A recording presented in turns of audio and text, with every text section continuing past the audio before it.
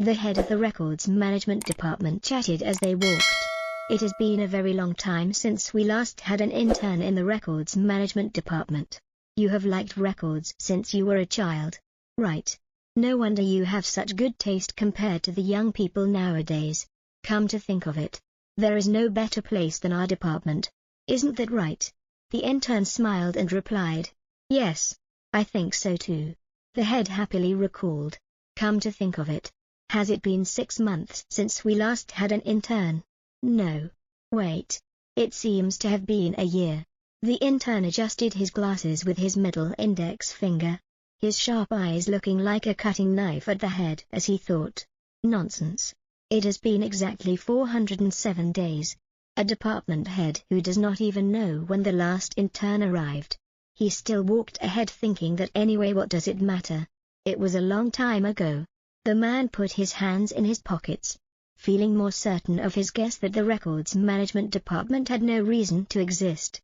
Plurrywood is a peaceful, beautiful empire blessed by dragons and generally a wonderful place to live. Here, various departments exist for the prosperity and peace of the empire. Among them are finance, accounting, medical care, and education, whose workers perform public duties and are called civil servants. Among them, the Records Management Department is a special division belonging to both the Magic Tower and the Royal Knights Order, in charge of managing records. A record is a type of magical tool containing spells written on parchment. They are mainly used in daily life or as a combat aid, and because of their simple and convenient activation system, even people without magical skills can easily use them. However, that is only the story for commoners. Crown Prince Kairos, a member of the royal family who does not rely on magic, doubted whether it was truly necessary to maintain the records management department. So the Crown Prince devised a plan. The Crown Prince made a decision to send a supervisor to the records management department just to find a reason to show it is useless and eliminate it. And so, Nakabon Altus became an intern at the records management department. Resting his chin on his hand, he reminded himself that his role was to grasp the internal situation of the records management department and determine its continued existence. Looking around with a sharp gaze, Kairos thought to himself that fortunately, it was not too difficult because this place was a gathering of only people with the lowest scores on the civil service exam. A useless, unpopular department. Even so, really, trembling hands stacked the records together. Osan cheerfully asked, how are my skills? The colleague opposite him clapped. Amazing. Captain Osan, I really admire you. Kairos looked at this scene with some doubt. Playing Jenga with office supplies is a bit too much. It crosses the line. And he is even a captain. Tax money is being wasted like this. As he was observing them, a girl walked up. Have you finished your task yet? Kairos froze for a few seconds. Senior Namia. Namia walked over to ask. You had to wait. I was busy handling some procedures. How is the work I assigned to you? She looked at the stack of records and pouted. It is exactly the same as when I gave it to you. Kairos broke into a sweat and thought. That look is asking what have you been doing all this time? He said somewhat awkwardly. I could not open it because I do not have the authority to view the records yet. He thought with annoyance that they should have granted him authority as soon as he arrived as an intern.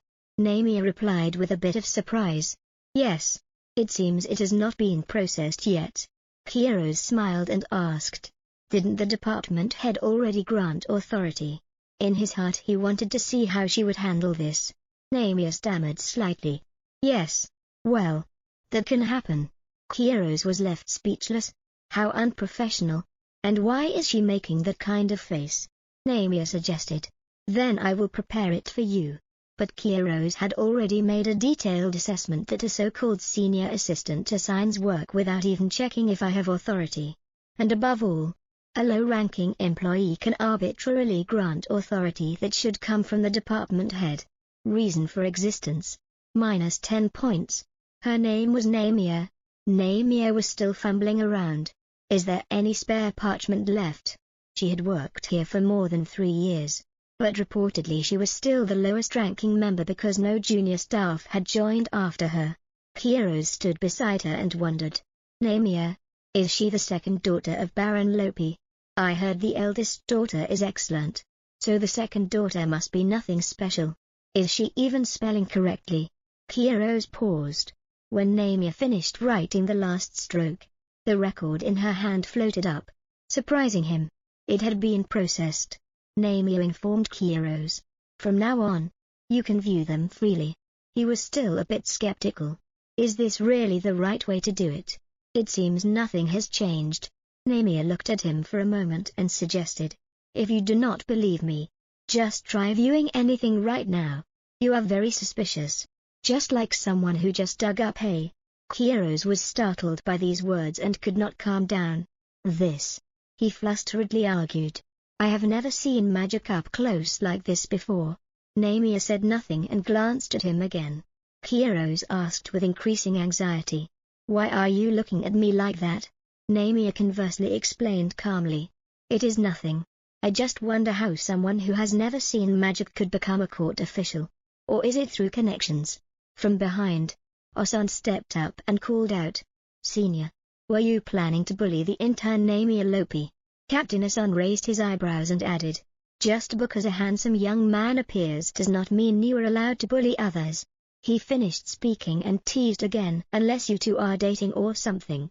Kairos evaluated blankly. Wasn't he the one playing Jenga most loudly just now? Yet now he is making suggestive comments that sound like harassment. He glanced behind to observe Namia's expression and wondered. Does she not have any reaction? Her blank eyes make it impossible to know what she is thinking. She suddenly looked at Kairos, making him turn his face away unnaturally. Namia asked calmly. Anyway, do you need something? Osan became serious again and said. Right. I came here for a matter. How many records do we currently have in the storage room? She replied. We have a total of 6. He said happily. Great. Then just make the report. Namia asked with curiosity. Captain Osan, may I ask what those records are used for? Osan was surprised. Haven't I told you yet? Tomorrow is the funeral of Countess Doris, and His Highness, the Crown Prince, will attend. Anyway, he is not an ordinary person. Osan let out a breath and instructed. His Highness is very strong, so nothing will happen. But we should still prepare just to be safe. If anything happens, perhaps our department. Namia considered and gave her opinion. That is still a bit risky. 6 records will not be enough to ensure his safety.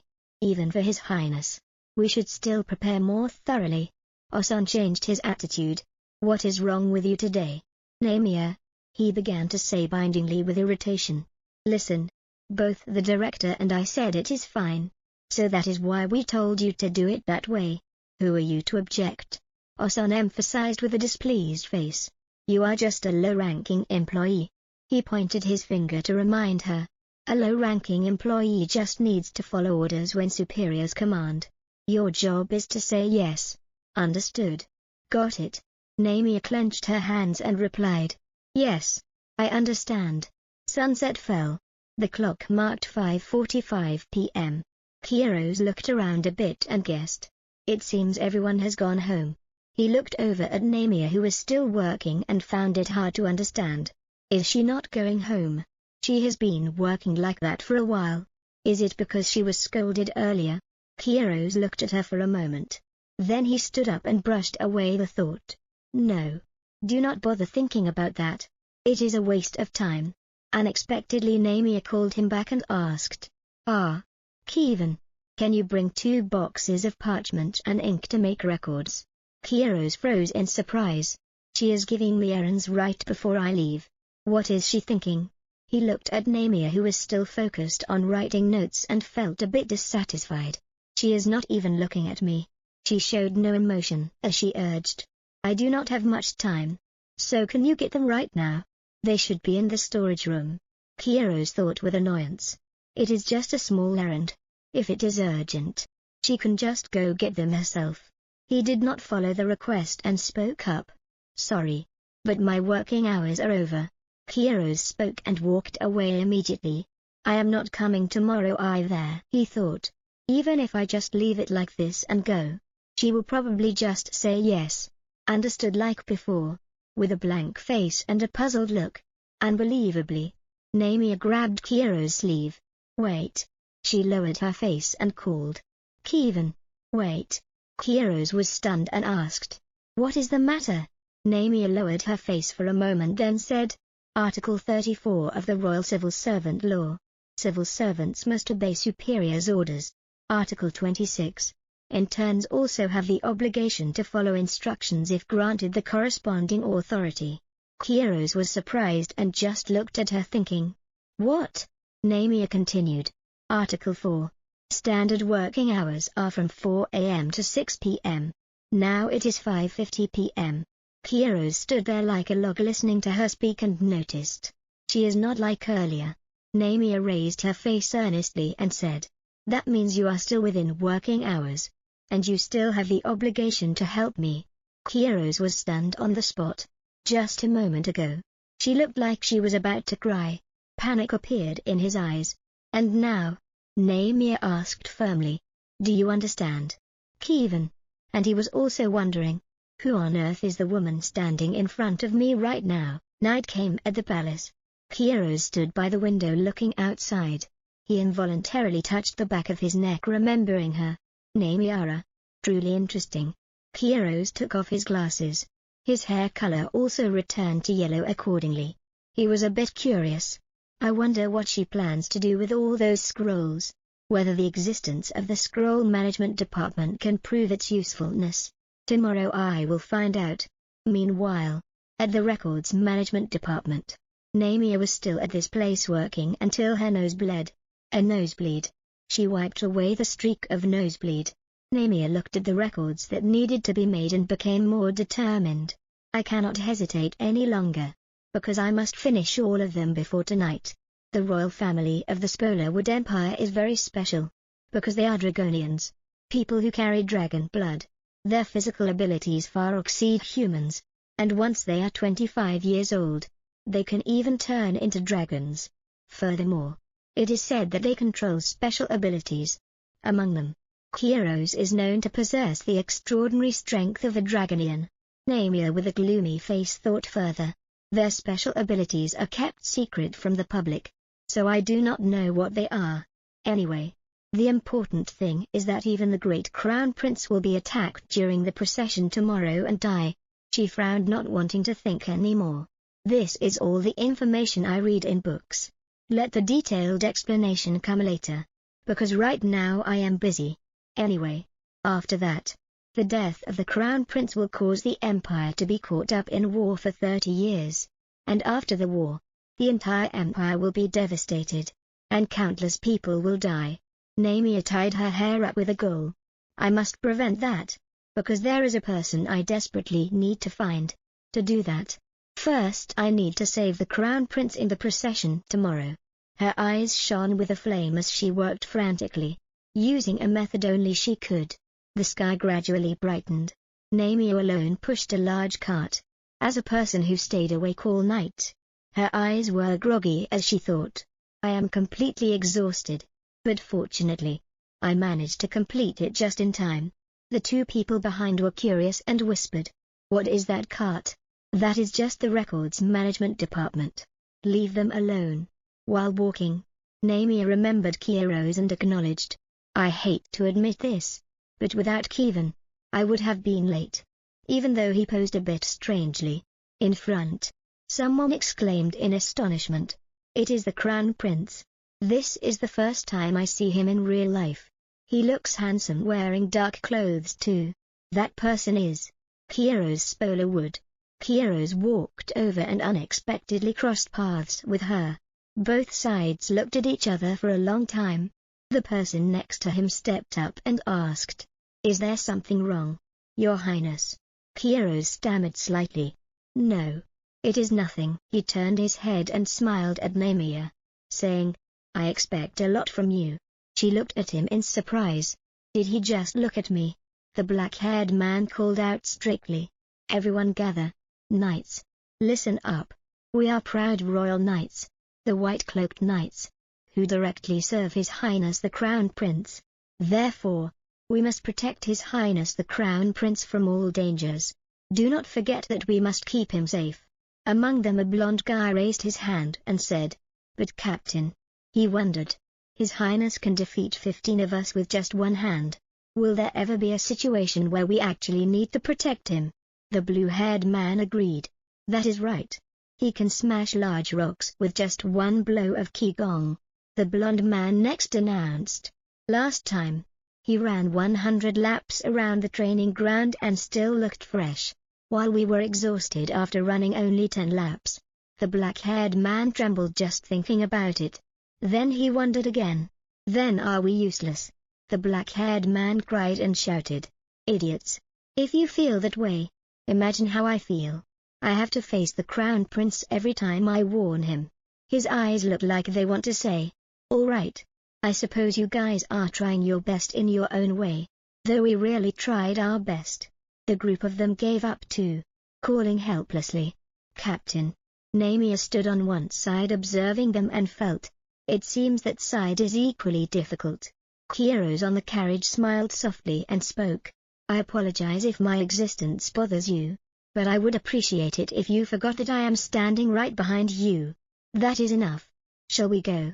The black-haired man was startled and quickly replied, "Yes, please forgive us, Your Highness." The parade began. The city here. Wherever the carriage of heroes went, everyone respectfully bowed. "Long live the Crown Prince. May the light of the Empire shine forever." Heroes also raised his hand to greet them back. After the whole session, it made him tired and out of breath. Heroes held his forehead with his hand and thought, "These past few days I have tried my best. I am starting to feel tired." He raised his face remembering Namia and could not understand. Anyway, what happened? The reason Namia Ropia said so.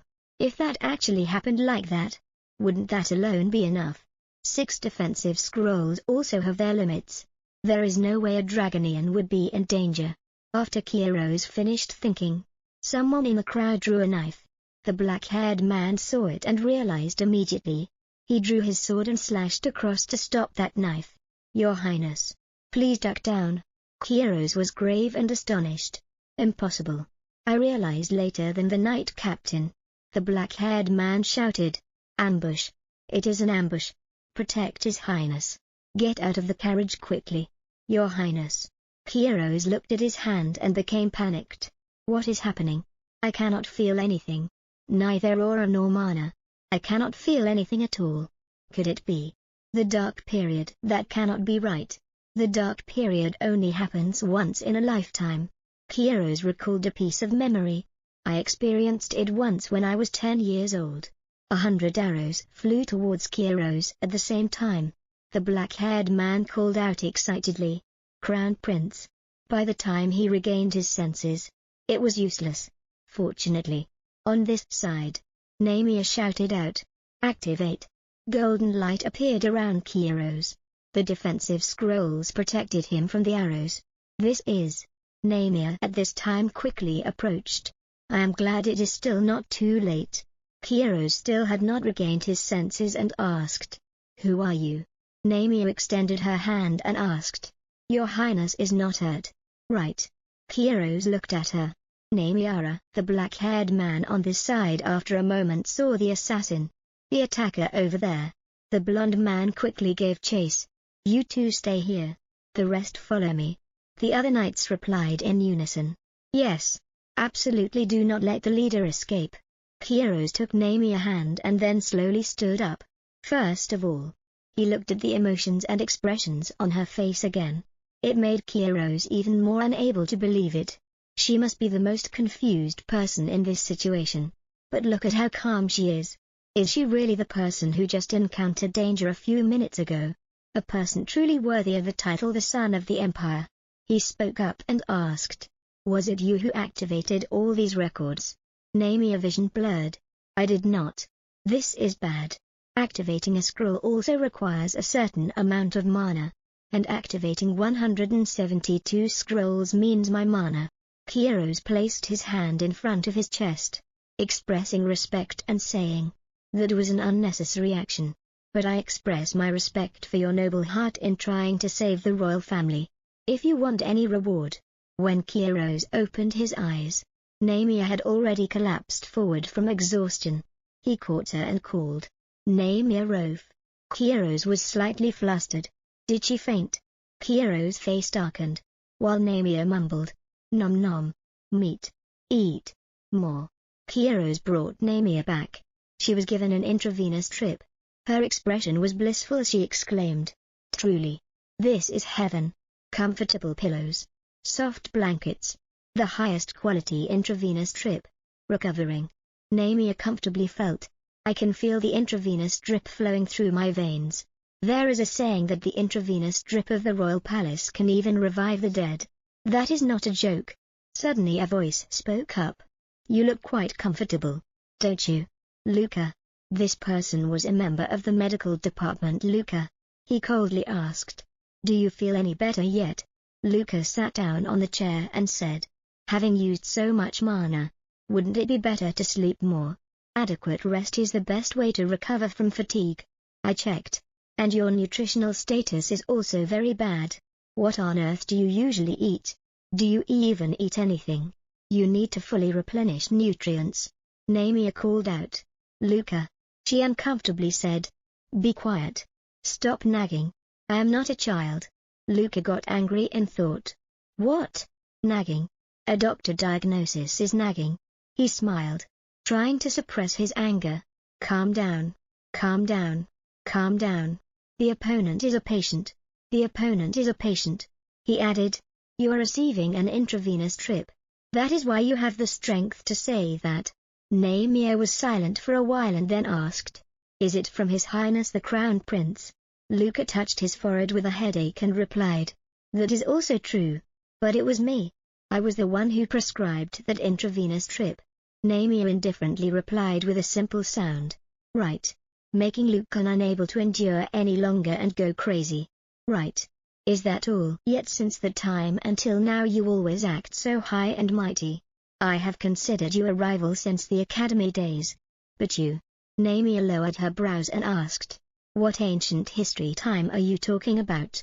Although she asked that, she remembered very well. Luca and she were classmates throughout the academy years. In the final exam at the academy, she ranked first. Luca ranked second. And since then, he called her a rival and followed her everywhere, buzzing around her all day.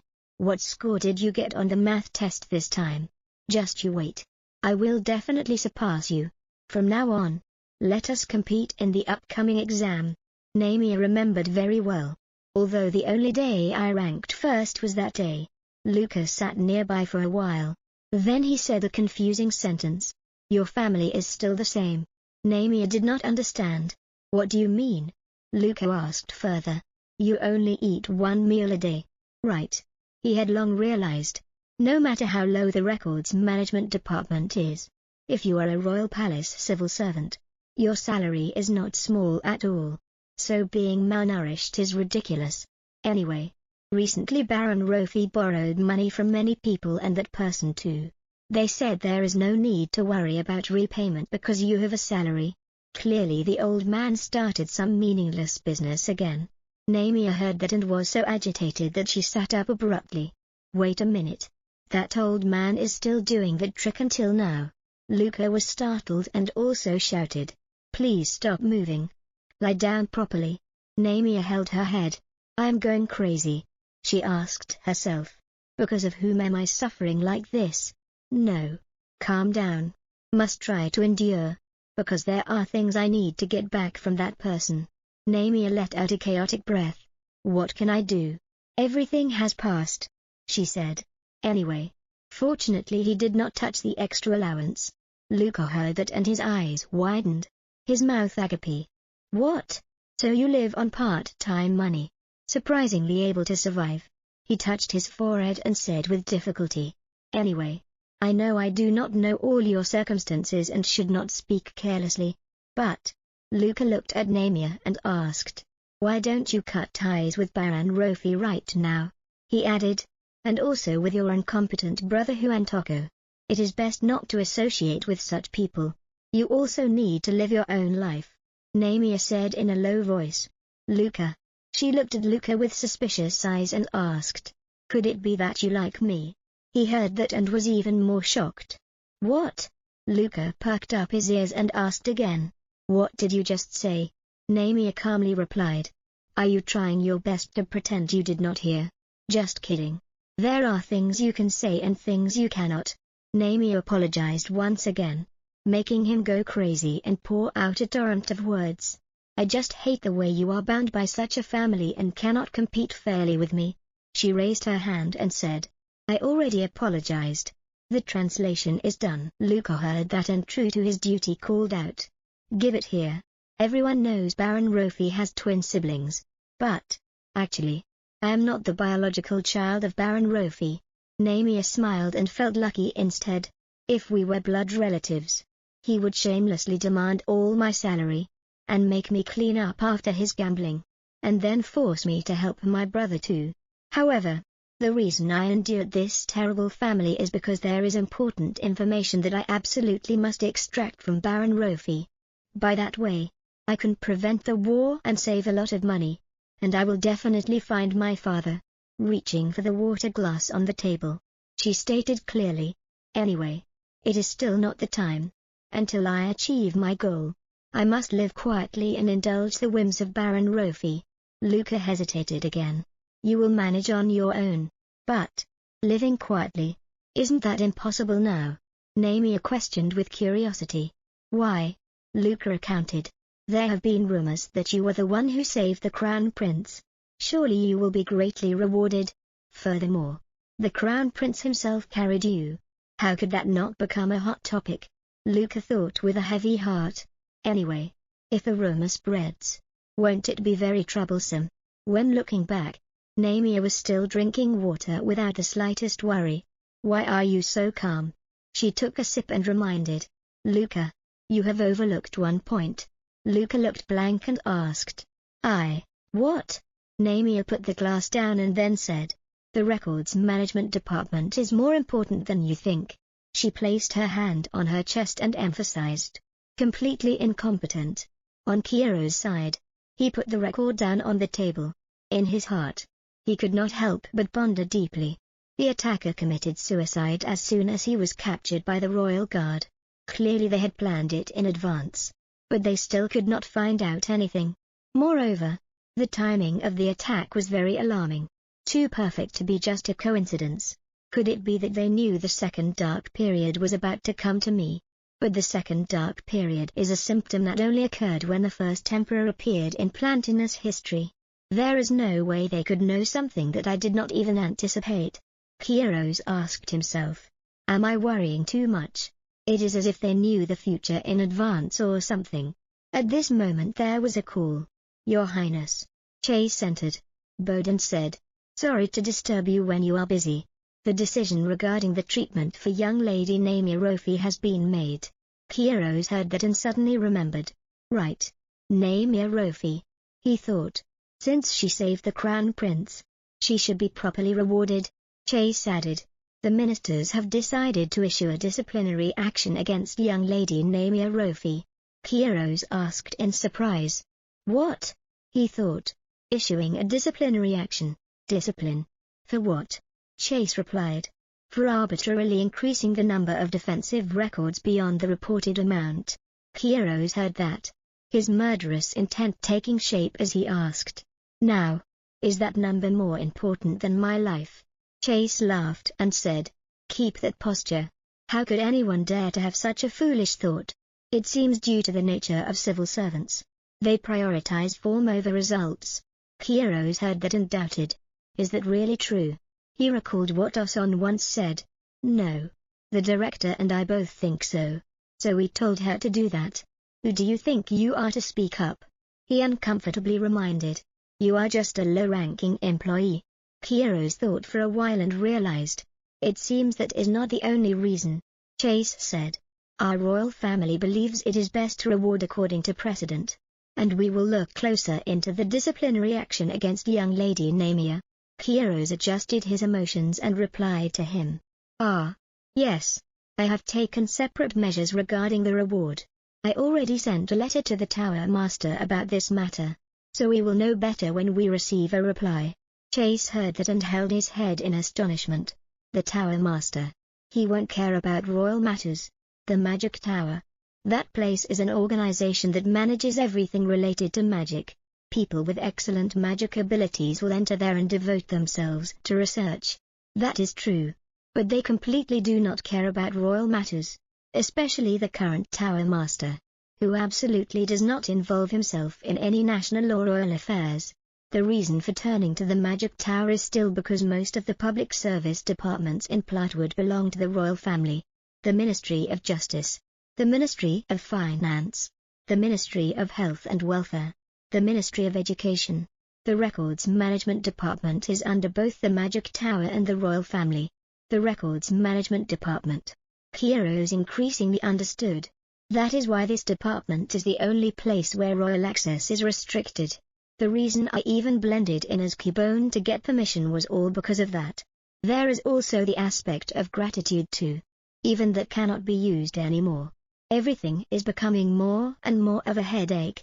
An hour ago, Heroes used his power again to turn his blonde hair into black. Since there is still some time, I should read some documents from the Records Management Department. Shouldn't I? Suddenly a screen appeared in front of him. What? Warning.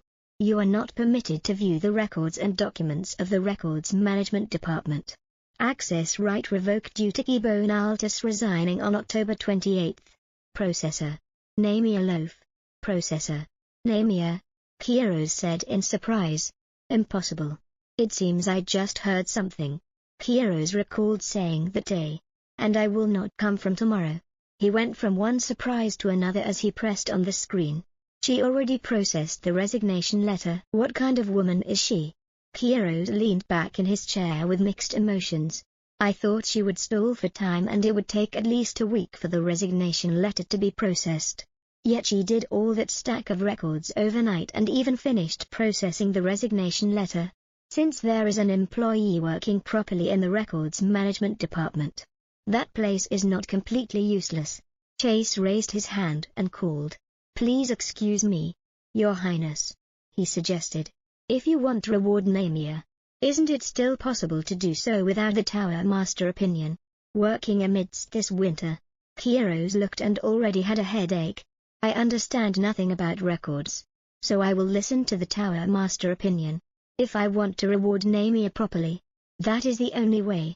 Heroes smiled and said, I hope we will receive a helpful response from the Tower Master.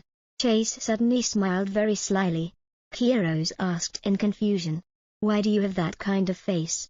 He waved his hand, smiled brightly and replied, ah, it is nothing.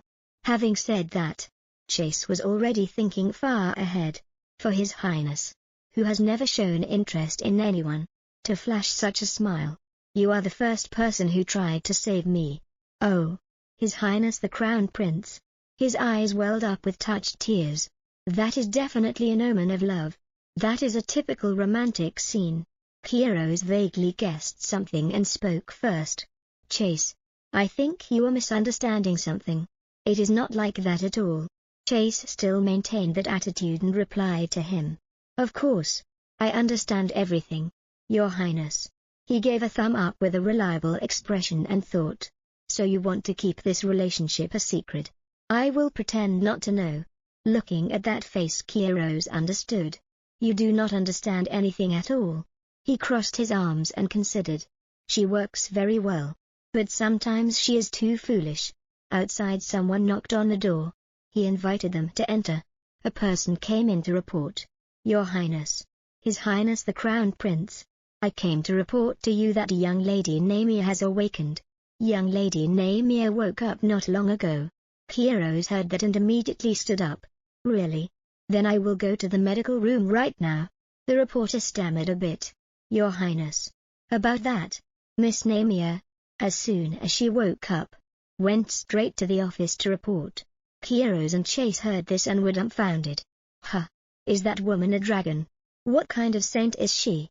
On the side of the Records Management Department, people began to gossip endlessly. Did you hear anything? She seems to have made 672 defensive records. What?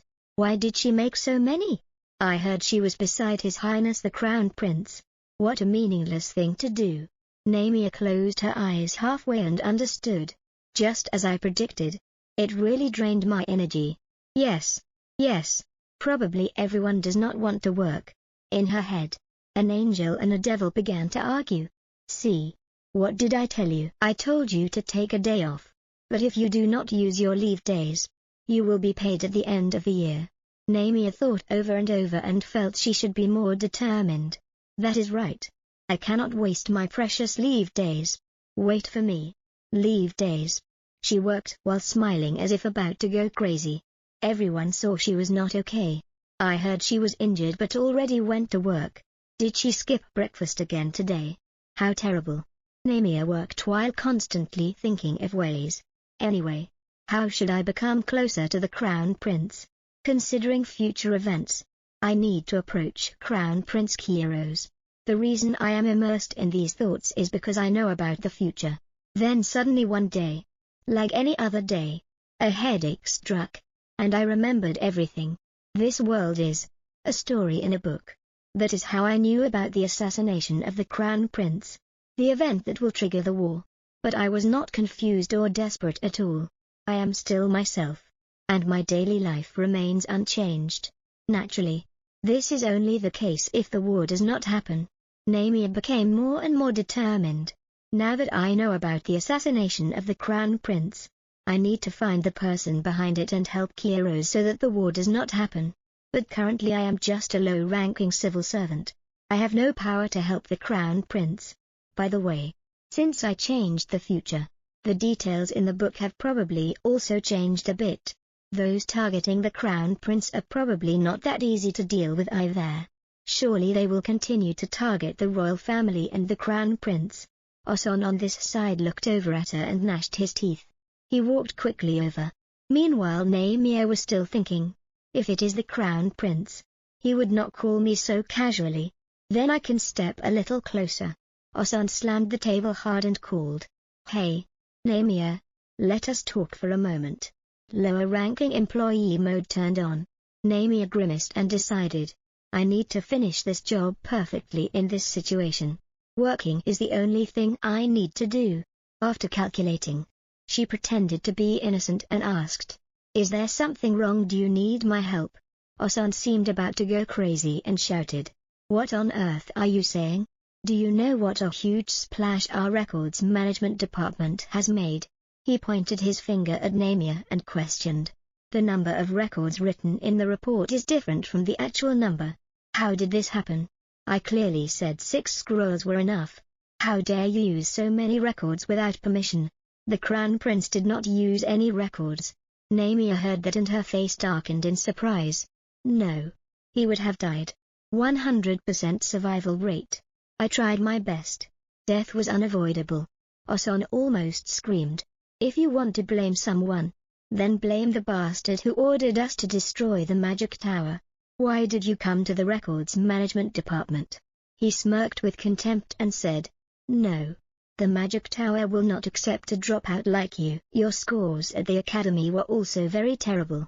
With those scores, our department is not the only place you could enter. The other girls heard this and turned pale. Is that an acknowledgement or inferiority complex? Oson continued to say. If your scores were good, you would have been able to enter the magic tower already. Right. Namia clenched her hands and said inwardly. No. Whether my scores were high or low, I would still come to the records management department. Because I like making records. Oson concluded with one sentence. Anyway, this matter is entirely your fault. Namia. Namia was silent and did not reply. I bet they will make me write an apology letter. Oson next actually jumped up and down. Write an apology letter. Write an apology letter. Hey, Namia, do you hear me speaking? Are you even listening to me? Namia did not change her attitude. Looked at him and thought. Just as I thought. Namia tiredly replied. Understood. Oson corrected. Not understood. But, I am sorry. She repeated after him. I am sorry. But he was still not done with his anger and said. So many things have happened already. Make it short. Namia was silent for a bit. Then like a machine said sorry. I am sorry. I will submit the apology letter before the end of today. Osan became more and more furious and pointed his finger to command. Now you dare to sigh. It seems you no longer pay attention to anything I say. Get out immediately. Namia, you are fired from the Records Management Department starting from today. Clear. At this moment a person walked in with a bone-chilling voice. Interesting, isn't it? Since when can a team leader discuss firing someone without royal permission? Osan turned around uncomfortably and asked, "Who are you?" "Palace Majesty." Namia stood up and could not help but think in surprise. That person is. Osan also recognized and turned pale. Calling, "Your Highness." "His Highness the Crown Prince?" Kairos strictly asked. "Where is the head of the Records Management Department?" Osan was so scared that he stammered. "Ah, so it is. I will go call the head to come." Kairos walked to Namia's side, his voice softening completely as he said, "I came to see my benefactor, but it is too noisy here." He looked at her with a gentle smile and said, "The situation has changed since last time. Young Lady Namia." The director arrived not long after. "Oh my! Isn't this His Highness the Crown Prince and Minister Chase? What brings the son of the Empire to such a humble place?" Kairos looked at him and asked. "Team leader Osan has fired a competent employee from the Records Management Department. Was that the director's order?" The director replied, "Yes. I merely processed the disciplinary action." Namia stood beside Kairos and thought anxiously. Why did the atmosphere suddenly become like this? Kairos with a face full of murderous intent asked to clear it up. "In that case, Director, do you think disciplining young Lady Namia, who risked herself to save me, the Crown Prince, is right?" This question made both of them so scared that they could not utter a word. Even Namia had to bow her head in trepidation. He did not shout loudly, nor did he make any threatening gestures, but every word carried a sense of threat. The presence of a dragon bloodline felt directly on the skin. The director stammered, "That was not my intention." Kairos gestured and called, "Chase." He took the record and began to state the offenses. "I see the management of this department is extremely chaotic. Attendance is one thing, but team leader Osan unilaterally embezzled the department's operating fund. And the director, knowing about this, turned a blind eye and even took a portion." The director opened his mouth wide in shock. "How did you?" Namia was a bit surprised. "He knows that much. I thought he completely did not care about our department." Secret skill of low-ranking civil servant number 5. Always perking up ears to overhear things while working. Kairos put that stack of records down on the table and said, "As the Crown Prince, I can no longer turn a blind eye to such behavior. Therefore, from now on, I will personally manage the Records Management Department." Namia raised her head to look at him with a bewildered expression and asked, "What?" The director's face darkened as he asked hesitantly. But the magic tower did not say anything. "I did not hear any instructions." Kairos sharply shot back. "A detailed explanation will be sent in a separate written document." The whole crowd hearing that also began to fear. "I am a dead man for sure." Kairos at this moment spoke up again. "And young Lady Namia, you should follow me right now." Namia's emotions were a bit mixed, but she also thought with relief. "Anyway, it is lucky that I have a chance to speak privately with Kairos. But I did not expect everything to happen like this." She stared at Kairos and thought to herself, "If I walk behind it will be very difficult to talk." He suddenly stopped his steps. Kairos took the initiative to ask, "Like this? Walking behind makes talking uncomfortable, right?" Namia was a bit surprised and asked herself, "Don't tell me he wants me to walk right beside him. Doing that is too conspicuous. I guess I have to comply." Namia quietly walked to Kairos' side. He looked at her and smiled gently. "Currently, Bloodwood is outwardly a peaceful and stable empire, but in reality it is extremely unstable. That is an unknown secret. But the emperor is seriously ill and has left the capital to recuperate. Furthermore, his stepmother, the current empress, is a former mercenary who built a wall against politics. Their son, Prince Jaden, has just turned 8 years old. In short, That means the Crown Prince's shoulders are bearing such a huge responsibility. Diplomacy. Threat of assassination. Politics. The second dark phase. Useless family. But those things were just Namia's imagination. She was pitying Kiros. While he was thinking tensely. That scrutinizing gaze. Still do not know what she is thinking. Perhaps because of that. Kiros tends to pursue practicality. Furthermore, he is a rare perfect man. Having no fiancé or any scandal with the opposite sex. Namia closed her eyes and assumed. That means right now I am attracting huge attention. Indeed it was so, because behind her there were still two maids watching with envy. His Highness is walking alone with a young woman. Oh dear. Look at her hairpin. Is she a civil servant? Namia sighed helplessly. Rumors will spread everywhere tomorrow. Returning to the room. Namia stood opposite Kiros and was extremely tense. What on earth did he call me here for? Just to work. Kiros picked up a piece of record and asked. Thinking back, I heard there was a new intern arriving at the records management department. Namia braced her mood and answered him. Ah yes. There was that. But they quit the job in just one day. Kiros asked again. Was it because they lacked perseverance that they quit? Namia remembered the words Kiros once said. I will not come here tomorrow, and surely, he quit. But I cannot say that. She thought and replied. No. I just feel regretful. Kiros looked at her and asked. Excuse me. Namia said with a bit of sadness. Yes. Actually it was the first time I had a subordinate.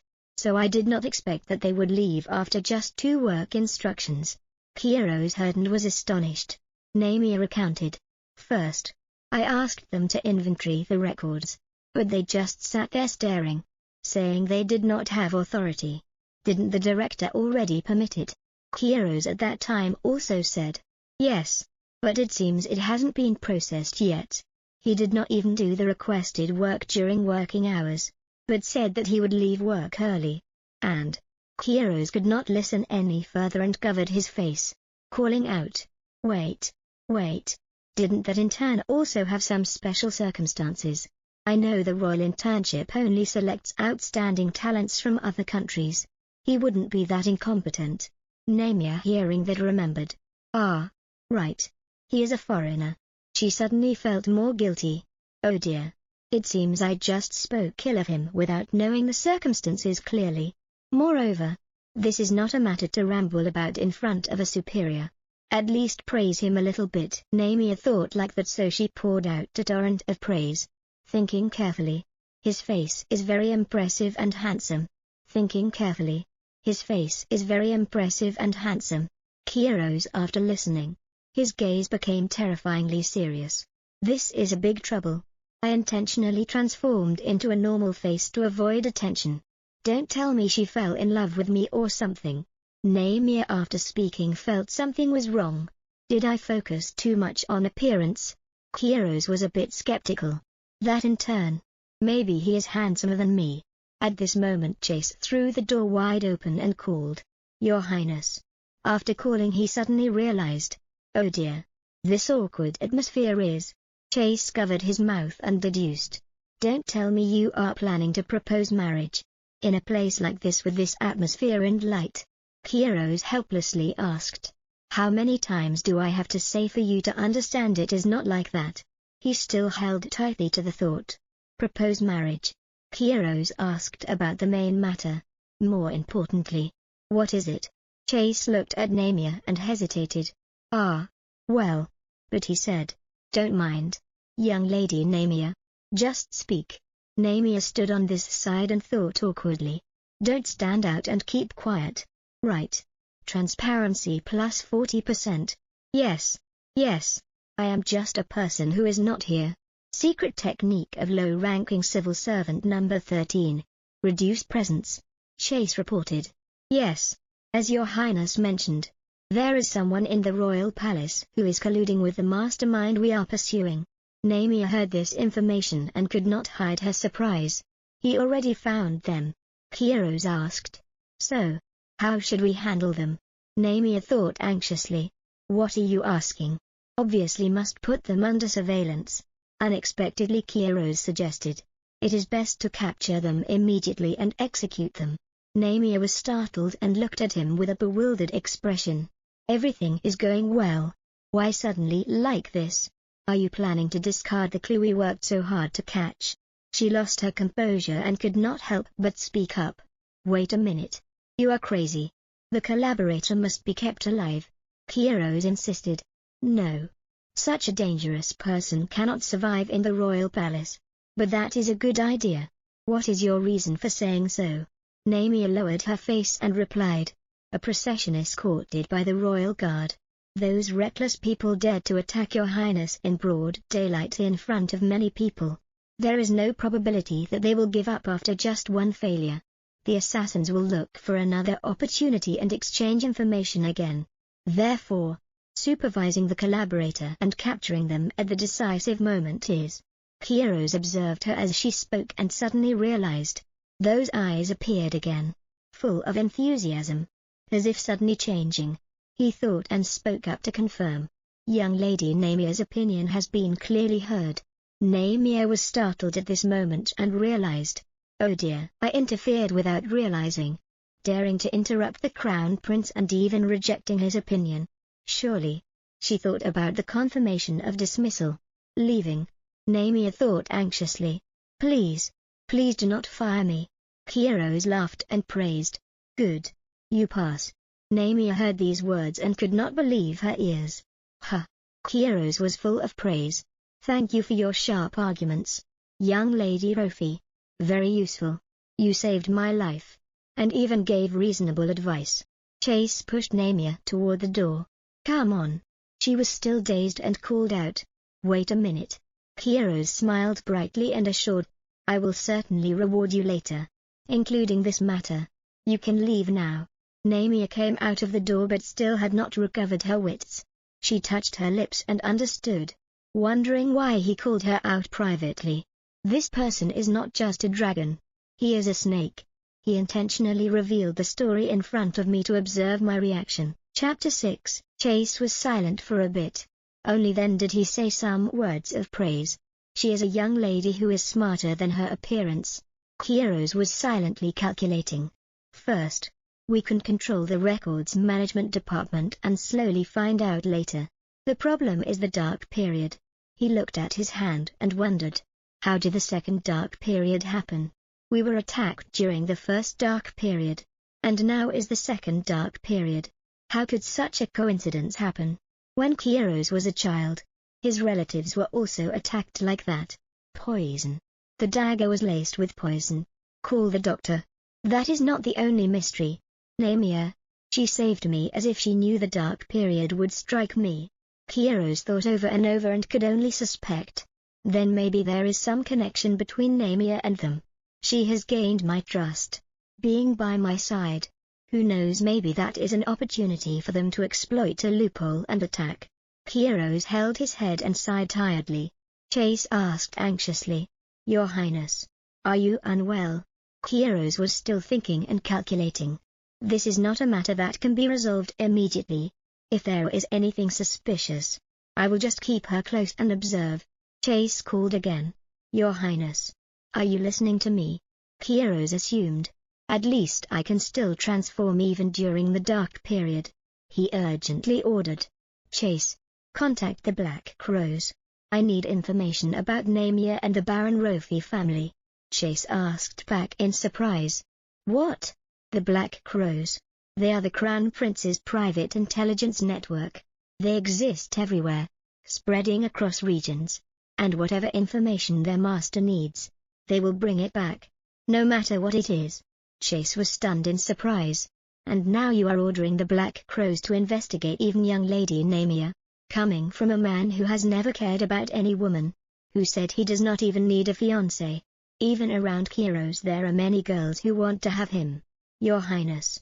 Will you dance with this subject in the upcoming banquet? What is your ideal type?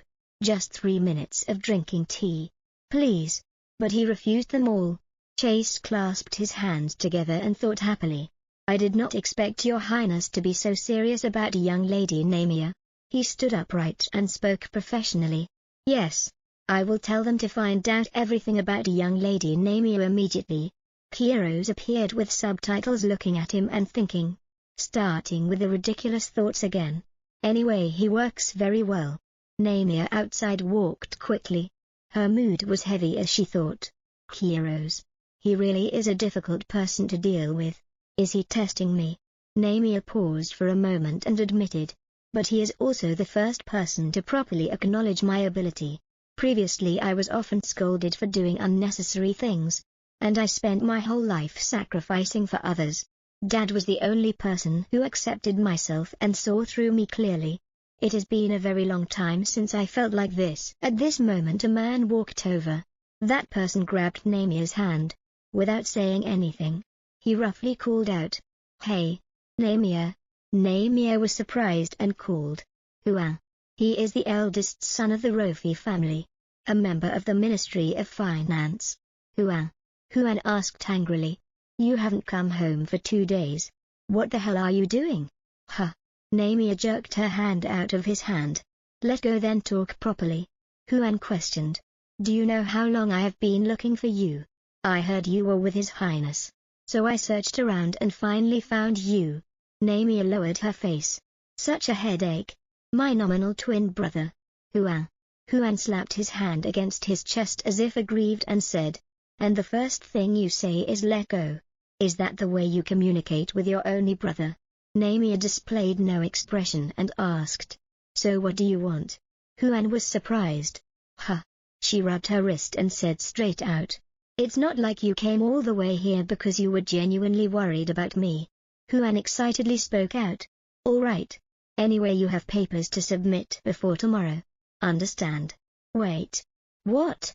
What is that document?" Namia, though dissatisfied, could only think. Good for him. Huan entrusted his work to me long ago. When still at school, Huan's friends often asked, "That kid. Why are you lazy all day but still get perfect scores?" But he just smiled and said, "I have my ways." He relied on me to get all the scores since at the academy. He does not know how to do anything even though he entered the Ministry of Finance.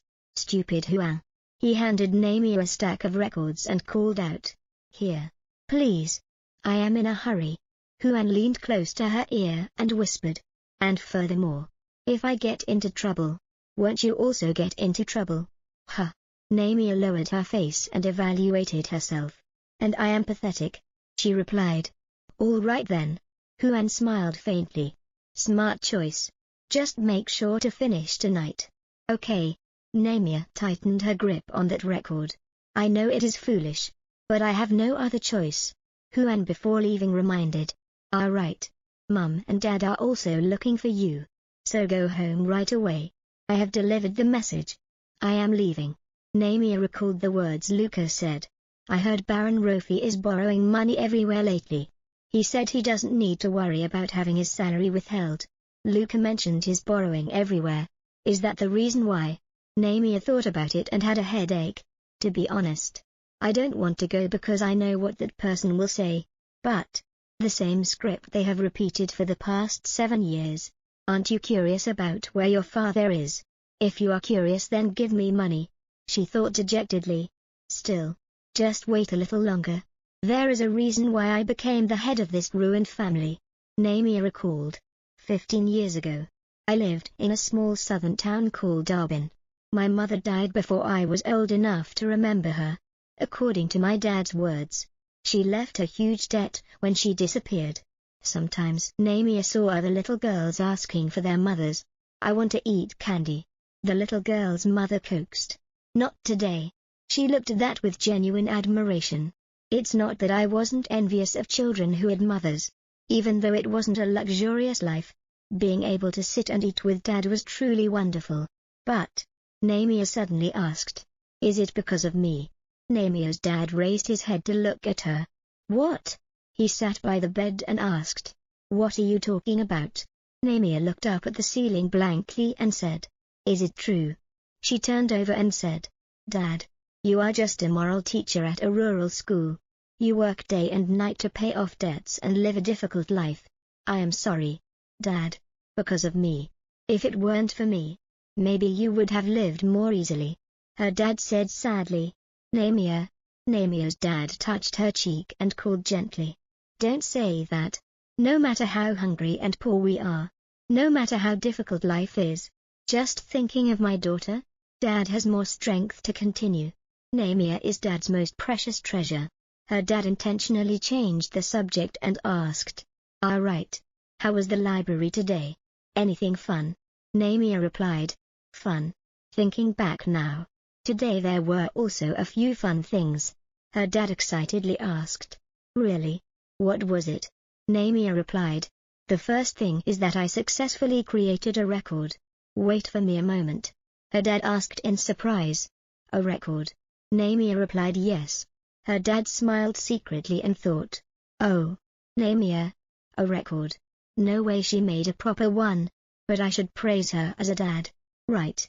Namia took the record out and made him surprised again. This kind of record. Namia smiled widely and asked. Dad, you said you wanted to watch the stars. Right. Thinking back now.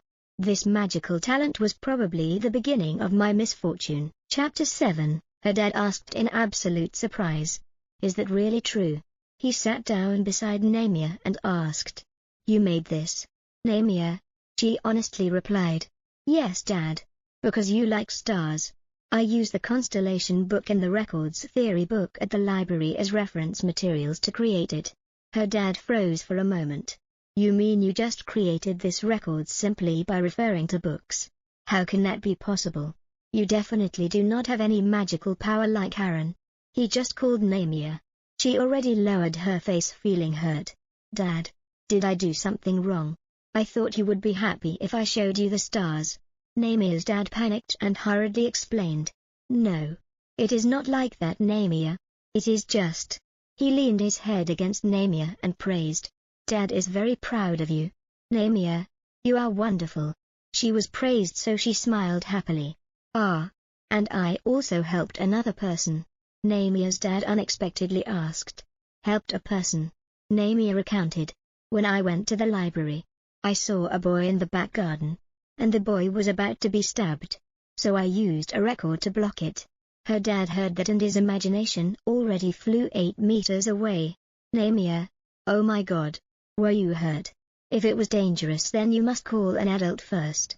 Namia understandingly explained. There was no one there. I used the record to block it, so I was not hurt. Dad, can you agree on one thing? Worry about me or scold me.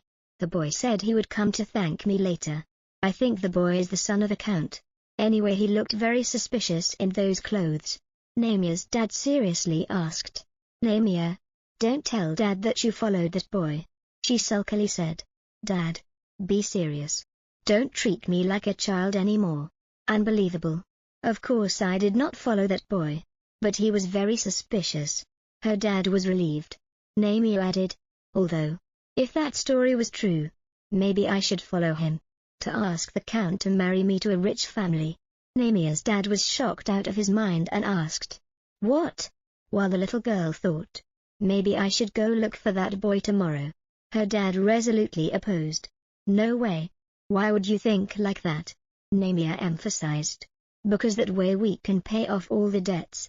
Anyway, that boy did not look very healthy. Then tomorrow let us go count the number of swords in the count's villa together.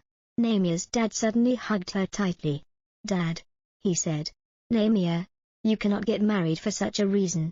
Marriage is something you do with the person you truly love.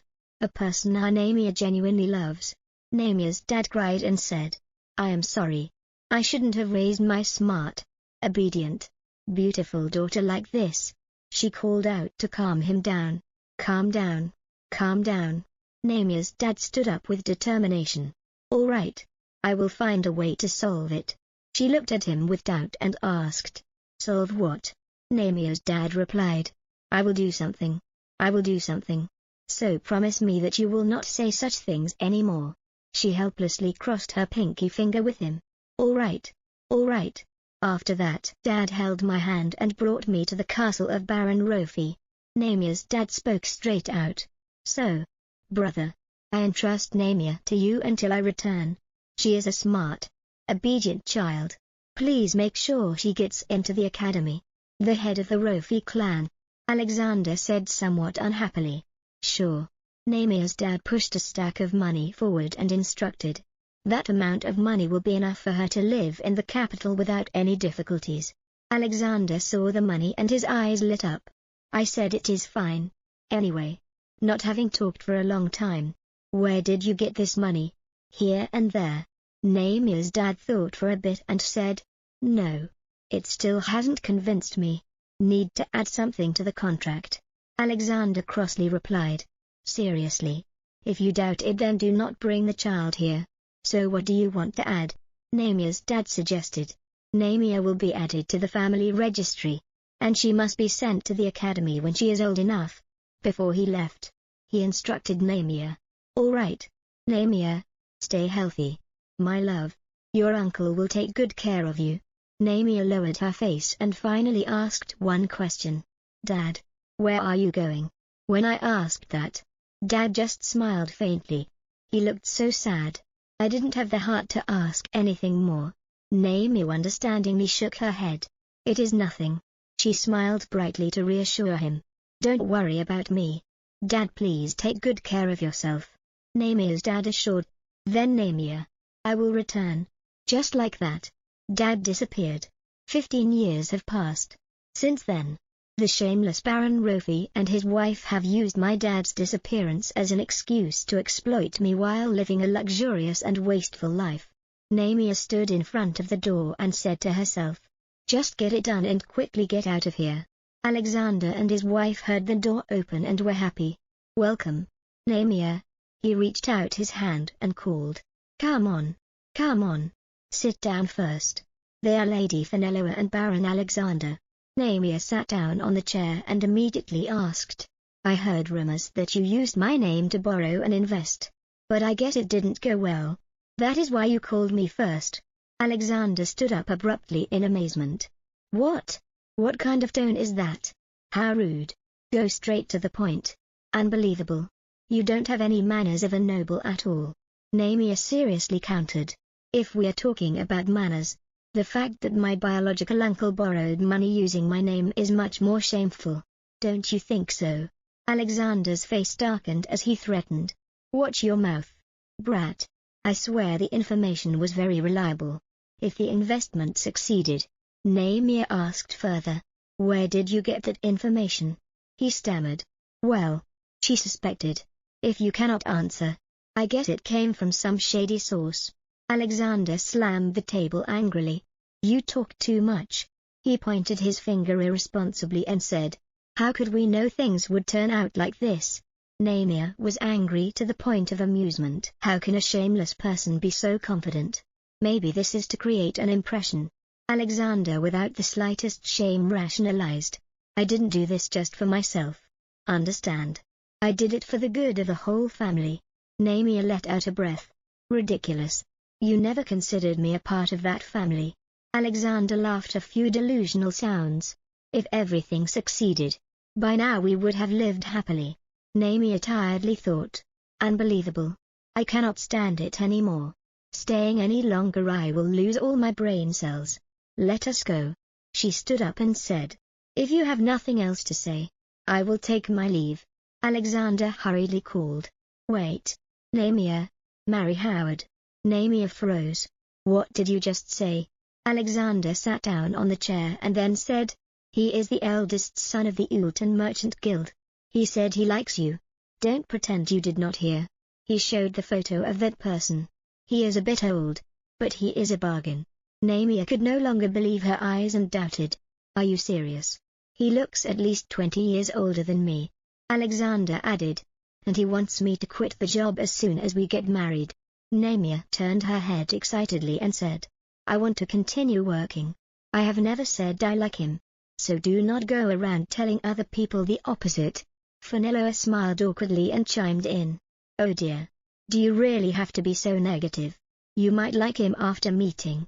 More importantly, he hasn't dated anyone since his divorce 14 years ago. Namia put on a sarcastic face and said. Ah right. That was because of domestic violence, wasn't it? It is all on those papers. I guess old people call that type of man a bargain. Fenelloa crossly said. You will never find a better condition than this. Namia looked at her talking nonsense and thought, then you should marry him, aunt. She decisively turned around. If this is the type of conversation, then I refuse. Anyway, you were the one who caused that debt. Just as Namia grabbed the doorknob, Alexander called back and asked, Namia, aren't you curious about where your dad went? He sinisterly laid down the condition. If you say you will proceed with this marriage, then I will tell you everything right now. You will marry into a rich family, changing your fate. And with that money, you can search for the dad you always wanted. Isn't that great? Namia uttered a word. Uncle. Alexander rejoiced and said, so you finally decided. He secretly thought happily. I knew it.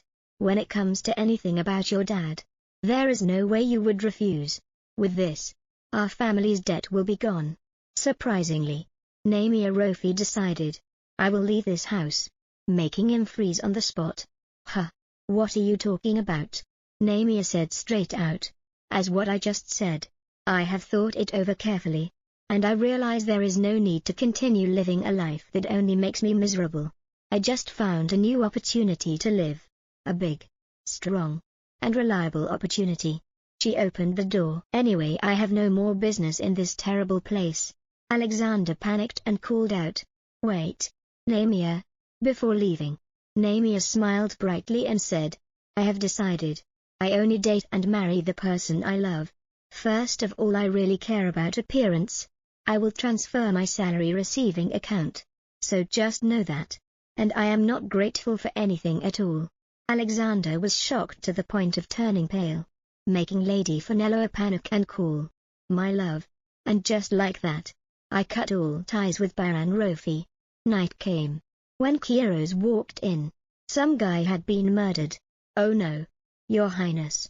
Chase was startled and said, we are one step too late. Kiros said coldly, it seems someone else arrived here before us. Chase beside him introduced a bit. This man's name is Lennon, currently an employee of the Ministry of Justice. But 10 years ago, he was transferred to another department due to maladaptation. Originally he was a part of the Records Management Department.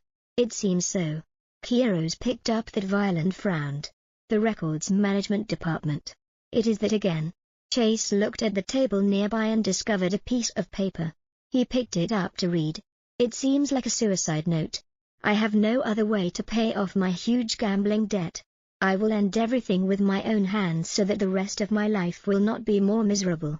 I am sorry, Mother. Kiros on this side was still looking at the situation and reminded, don't read such things. It only makes you feel worse. Chase was startled and replied, yes. In Kiros's view, how high could a royal civil servant's salary be that he could gamble to the point of accumulating such debts? Well deserved. No need to pity. Chase hesitated and said, but you don't need to go that far. Kiros urgently left first. Chase, you stay here. When the night squad arrives, tell them to collect all documents and items here. Do not miss anything. Chase looked after him and asked, where are you going? Your Highness. Kiros put on his cloak and said, where else? To work. Chase reached out his hand and called, please stop for a moment. Your Highness. Please do not leave me alone. Namia on this side held a pastry. Beside her there was also a large bowl of pastries, making anyone who walked past look. I walked out with an angry look. But now what should I do? She ate while looking at housing. First of all, I need to find a place to live. Luxury independent villa 1.5 billion. Shock. That famous haunted house. The final house for the poor. Namia frowned. Why are there only extreme choices like this? I see. All the good houses have been bought by people already, and the remaining listings are like this. Namia let out a breath.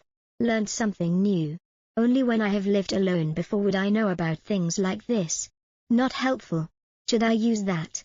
Luca learned about Namia's situation and hurriedly refused. No way. Absolutely not here. There are no vacant rooms left here. Esther, she casually asked. Why not? So stingy. Luca insisted no is no. I don't want to be called a stingy person because of private matters. And how can enemies live together under one roof? Namia finally understood. Ah, that is the problem, she thought to herself. You don't even care that I am a woman. Namia pointed her finger and asked, then, does the matter of your enemy being homeless matter? If I die like this, you will fall into despair without ever having a chance to defeat me. Right. You will forever be the pathetic runner-up. Even a decrepit old man will remember me. The one you could never defeat. Thinking like that. Ah. I wish at the time I had found a place for Namia. And Luca heard that and immediately changed his mind, quickly running away. You. Do not move a single finger here. I will go find a decent place right now. Namia stuck out her tongue making a face and thought. Easy. She touched her chin and recalled. Anyway, the housing problem has been solved. But something else is supposed to happen around this time. Right. Namia stopped thinking. Oh well. Right now I can't do anything either. So just let it be until it happens, then handle it. On Kiro's side. He stared at that vial and couldn't help but feel uncomfortable. A feeling of discomfort. As if I am always one step slower. The more I track the mastermind. All connections only point to one place. The records management department. Among them, the most suspicious person is Namia. He remembered her words. Besides, those reckless people who dared to act against your highness in broad daylight, in front of so many people, will not give up after just one failure. The assassins will look for another opportunity. Exchange information. So by supervising the insider, we can catch them at the decisive moment. Kiros clenched his hand and became even more suspicious. Why could a low-ranking civil servant, who was supposed to know nothing, speak with such a certain tone? Unless she already knew in advance what would happen. Whoever she is, surely she is involved in the incidents around me. Right now the only remaining clue is this poison. He opened the vial's cap to analyze. It smells a bit sour. My poison resistance has been enhanced since I was a child. So I can identify most types of poison just by smell. But a smell like this is the first time. Then Kiros realized. No. I have smelled this scent before. 15 years ago. Count Kalto's villa. A bodyguard was training with the crown prince. Her sword was knocked high up. Then stabbed into the ground. Pron laughed. With this, 80 wins out of 86 matches. Kiros' bodyguard. Pron stood with hands on hips and said. I won. Oh dear. Are you tired, Your Highness? Kiros panted heavily and asked. Are you really just a human? Pron supported him and asked back. Are you really a dragon king, Your Highness? Kiros helplessly replied. Right now is my dark period. Furthermore, I am only 10 years old. And you are even famous among knights for your terrifying strength. Pron pointed at himself in surprise. Me. He happily slapped Kiros' shoulder and said. Thank you for the compliment, Your Highness. If Your Highness eats well and knows how to swing a sword, you can also become just like me. Kiros' bodyguard. Will held his head and screamed. Pron, what are you doing to His Highness? Are you crazy? Even you cannot treat His Highness's body so carelessly. Kiros said it was fine. He hurriedly apologized again. Kiros took Pron's hand and said. Dad likes Pron very much. So it is fine. Pron, let us go into the shade to avoid the heat. Will reached out his hand and called. Ah, Your Highness. Kiros just led Pron away completely. It has been 2 months since Crown Prince Kiros' dark period began. Until the dark period ends, I will stay at Count Kalto's villa with Pron, serving as His Highness's bodyguards. Maybe because His Highness lost his mother early, he seems particularly attached to his female knight bodyguard. Thanks to Pron, life was very peaceful. Pron suddenly brought a worm in front of Kiros. He was dazed for a bit then praised. Cute. Right. Will secretly rejoiced and thought. It is great that everything is so friendly. Even when I am left out in the cold. Suddenly Kiros saw something again. That is a goblin. Strange. There is no way a goblin would appear in a village like this. The goblin injured Pron. Kiros anxiously thought. Why at this time? Will is scouring this area so he is not here. Most importantly, Pron's wound seems serious. Blood keeps flowing and there is a scent that I have never encountered before. Kairos covered his nose in surprise. What a strange kind of poison. A scent that I have never encountered before. He clenched his hands in guilt. If only. I wish I did not have to go through this dark period. Prawn would not have been injured. Born as a dragon king, I always believed that death was something distant. I was certain of that. The goblin took out some poison-laced daggers again. But Prawn risked her life to tightly hug Kairos for protection. In that moment he could only helplessly close his eyes. Damn it.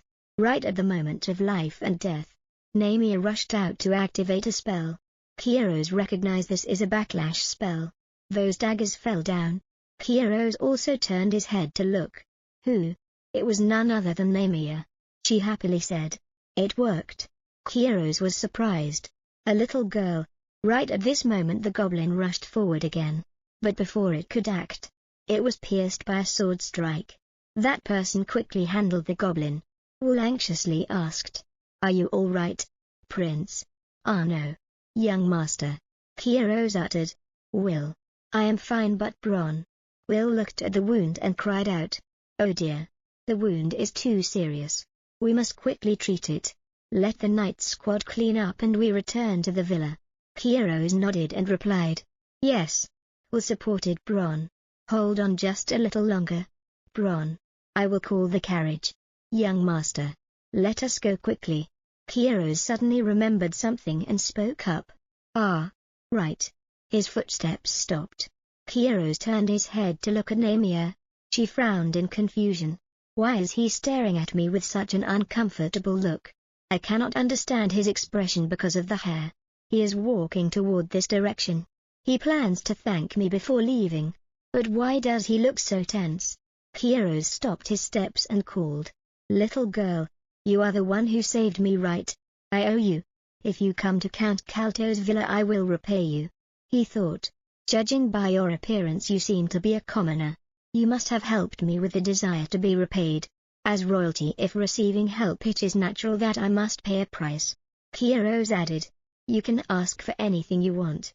Whether it is money or food. Namia still had not said anything. He already turned around wanting to leave.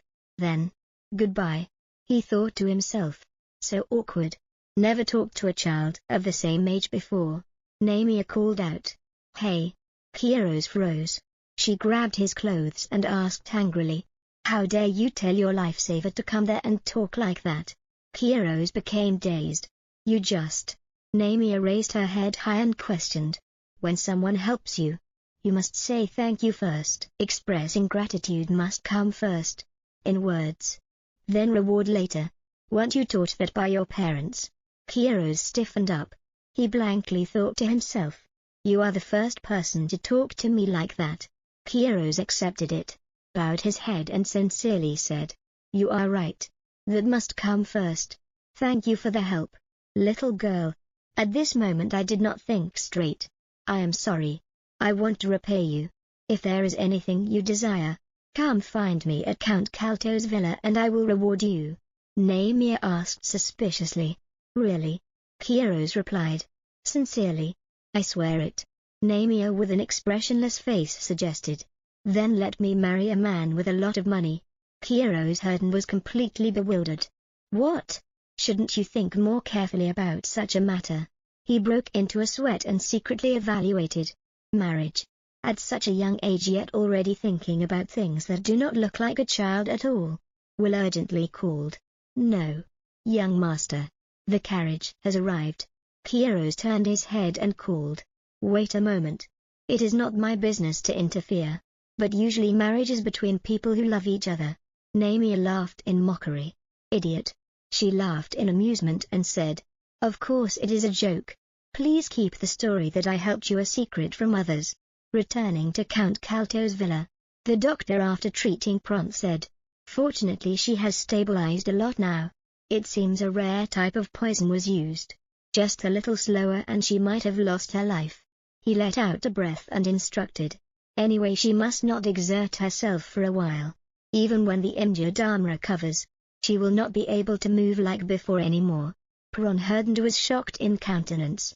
She raised her injured arm and laughed a few bitter sounds, saying, "It is fine. As long as your highness is safe, that is all right. That is the most important thing. I do not mind losing an arm." The doctor explained further. "No. I mean she can move normally. Please do not discard a healthy arm." "Ah well. Speaking of which, how is that goblin?" Will replied, "Yes. Yes." He thought to himself, "I thought you were discovered because of what happened to Prawn. Ah well. It is not a monster that could appear in this area. As your highness knows, His Majesty already destroyed all monsters in this area. However, judging from various artificial traces on the goblin's body, it seems it was an individual used in experiments." "Don't tell me you are talking about the monster that the royal family handled before," Kairos replied. "Ah yes. That is right," Will reported back. "It seems to be caused by the remaining remnants. As far as I know, they are currently being hunted down." Kairos touched his chin and said, "I understand." He was more pensive when thinking about Namia's words. "Then let me marry a man with a lot of money," Kairos suddenly asked Will. "In this empire, who is the richest person at my age?" Will without thinking could reply immediately, "Excuse me. That is obviously Crown Prince Kairos, your highness." Kairos, after listening, his face turned red and his ears turned red. Will wondered, "Why do you ask such a question, your highness?" Kairos clenched his hand and for a moment was dazed. "Then that means I will marry that girl." Chapter 10. He raised his head and called, "Prawn. You see." Then Kairos discovered again, "She is asleep." Prawn yawned loudly and replied, "What?" "Sorry, your highness. Everyone talked about things that are too complicated. I am sleepy now." "What?" Kairos widened his eyes in speechless silence. "I always have a question," he seriously thought. "In the end, how did Prawn get into the Knight Order? Seriously. Although her martial arts are extremely excellent, but relying on this aspect alone she cannot become a knight. Could it be blackmail? If not, then..." At this time someone opened the door and walked in. Will was surprised and called, Emperor Majesty." He looked straight ahead and called, "Prawn." Will's face turned pale as he asked, Emperor Majesty is supposed to be in the capital, right?" But he only quickly ran to Prawn's place and called, "Prawn." He shed tears and said, "It is precisely because of being afraid like this that I did not want to let you leave far from me. Just hearing that you were injured, do you know how scared I was?" The Emperor touched Prawn's cheek, rubbing it and saying, "Why did my red bear get injured like this?" She froze and called, "Your Highness, right now it is not just the two of us. Is it really all right for you to be like this?" Will was bewildered thinking about an actual bear. "My red bear." Kairos bowed. "Long time no see, father." The Emperor smiled gently. He sincerely said, "Thank you for saving my son. Prawn, you just rest and recover with peace of mind. No need to care about other things." Kairos lamented, "You are starting to evade again." He helplessly said, "At times like this you should pretend not to know. It is indeed you. Today it is late already. Tomorrow I will come visit you again." "Will, you are in charge of protection?" Will replied, "Yes." Kairos walked after the Emperor while speaking up to ask, "So when do you plan to propose to Prawn?" The Emperor was startled and stammered, How do you know?" Kairos frowned and countered, "You actually thought I did not know? I am even more surprised. Don't you write love letters to Prawn every day? Usually busy with work but still occasionally come to see Prawn. As soon as you meet Prawn you use eyes full of pressure to look at her. Furthermore..." The Emperor raised his hand unable to speak. Kairos, while he still clearly said straight out, "You don't need to look at my expression. Anyway, mother has passed away for many years." The Emperor covered his face in embarrassment. "Kairos, don't say any more." Kairos was even calmer than him and said, "What is done is done. Now what do you still have to be ashamed of?" The Emperor adjusted his emotions then said, "Right. Wait until Prawn's condition stabilizes, then we return to the capital. Now I also must find a fiancé for you." Kairos was surprised and asked, "Fiancé?" The Emperor explained, Although you are the crown prince, I do not intend to force you into a political marriage. However, haven't you met many noble young ladies around your age? Do you like anyone?" Kairos blushed and turned away, making the emperor puzzled. But after a while he also realized. So it is true. How cute. The emperor recalled Kairos' previous demeanor. "No. You just see and do it." He leaned down slightly and asked. "Usually you always answer like that. Now you are silent and say nothing. Looks like it is true. In the end, who is it? Which young lady stole my son's heart?" Kairos was a bit flustered and replied. "It is not like that. Furthermore, I know nothing about her name, age, or where she lives." The emperor heard that and froze like ice. Wait a minute, Kairos. Then in the end, why do you like that young lady?" Kairos answered one sentence. "Life. She saved my life. Therefore, as the crown prince, receiving help from others means I must take responsibility. If that little girl wants me to take responsibility, then..." The emperor laughed in praise. "Well done, Kairos. The probability of meeting the destined person of our dragon race is extremely rare. Therefore we need to be more steadfast with our destined person." He stroked Kairos' head and instructed. "So if you meet the person you like, absolutely do not miss out." He lowered his eyes, blushed and replied, "Yes, but since that day, I waited for several days yet still did not see the girl appear. Throughout the waiting time, because of being affected by the dark phase, I always had a high fever. Although with great difficulty I recovered, I lost a part of my memory. I forgot that little girl's immature face.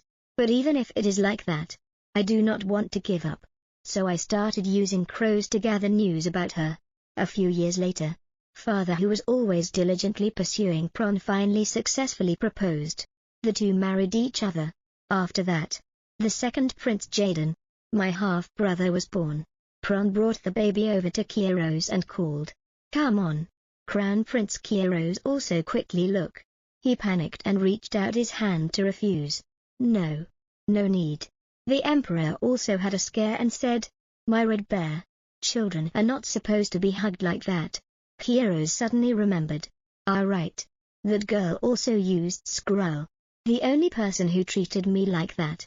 Namia's voice he still remembers very clearly. Use words to express your gratitude. Then reward afterward.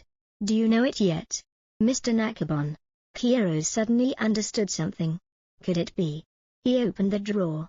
This is the intelligence related to that girl that was collected. Knows how to use Skrull. Extremely talented in the magic aspect. Frequently enters and leaves Alban's library. Went missing after the raid incident in the ancient forest. The room she was staying in was also left vacant for a long time. Might have moved house. And this is the intelligence about Namia Rofi that was collected. 15 years ago suddenly naturalized into the Baron Rofi family. Is the daughter of Baron Rofi's younger brother. Originates from Albin. Achieved first place in the admission exam by bloodline, but after that declined and could not pick herself up. Likes to eat. Coincidentally, when that girl seemed to evaporate from the earth, Namia unexpectedly appeared in the Baron family. Although right now I still cannot distinguish whether she is enemy or friend. But she is very likely the girl I worked hard to search for all this time." Kairos laughed. His face could not hide his amusement as he said, "Truly interesting. I will definitely investigate your identity clearly." Namia over at the Civil Service Logistics Department was shivering all over. Why is there a cold wind suddenly? Could it be someone is scolding me? An employee reported back. "Young lady Namia, your account has been adjusted. Starting from this month your salary will be transferred into this account." Namia replied yes. But the other party still stared at her. "May I ask if you have something to say to me?" That girl was startled and replied, "Yes, no. Well, I want to ask you and His Highness the Crown Prince." "Ah no. It is nothing." Namia could only helplessly let out a breath to the group curious about the truth behind. Looks like the news has spread everywhere already. She turned her head slightly to examine. Half envy, half because of curiosity. I can only pretend not to see. In a situation like this, no matter what I say it will all add fuel to the fire. If Namia says, We are not in that relationship. Then everyone will burst into flames immediately. Talking nonsense. Angry to death. She was a bit doubtful. But truly strange. I remember compared to this matter, there should be a bigger event happening. Right. Could it be that I remembered wrongly? Ruined.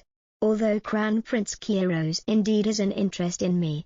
But I must gain his trust to solve this matter. Namia thought in a tangle. Right now I don't even know how it will develop in the future. She crossly bit her nails. Wasting a good opportunity. Right now the method for me to have a relationship with the royal family. Suddenly someone ran in and said. Something happened. Everyone looked at the person at the door in bewilderment. What happened? Don't know. That young man was out of breath but still urgently delivered the news. Empress Majesty. Empress Majesty has been arrested. Namia heard that and laughed in joy. Finally. But then she touched her cheek and thought. Expression management. Because the event I looked forward to for a long time finally happened, so for a moment I was excited. Although the things that I could interfere with have changed a bit.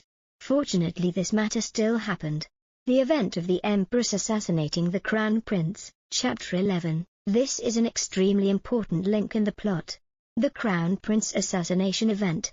The culprit behind this case is believed to be Empress Majesty. Someone accused the Empress of buying poison in the black market.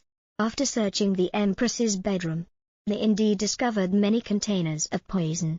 The Empress did not provide any explanation at all. Finally being found guilty and sentenced to death. Namia recalled the plot. The future in the book was like that. The Empress was not the culprit. The culprit was another person. The people around her also anxiously gossiped. Although do not know why the Empress did not prove her innocence. Really. It is Empress Majesty. Truly strange. That person does not look like someone who would do this type of thing. But didn't they find the evidence already? She composed her face. Anyway, the reason why I looked forward to this event happening is because I want to use solving this matter to get the Empress's trust. Saving Empress Majesty. To let the Empress become my support. Truly killing two birds with one stone. At the Scroll Management Department. Oson was narcissistically very happy while Namia was rapidly working. Come on. I order you to be my support. Look quickly. Namia started frantically working again. Suddenly she slammed the stack of documents down. Namia let out a sigh of relief. Done. Today's work is completed. Time 47 minutes. Thanks to that, she could leisurely rest. Very good. If the work is already done then I will just pretend to work while thinking. Secret tip number 6 for low-ranking civil servants. Complete all work in the morning then be lazy. She calculated.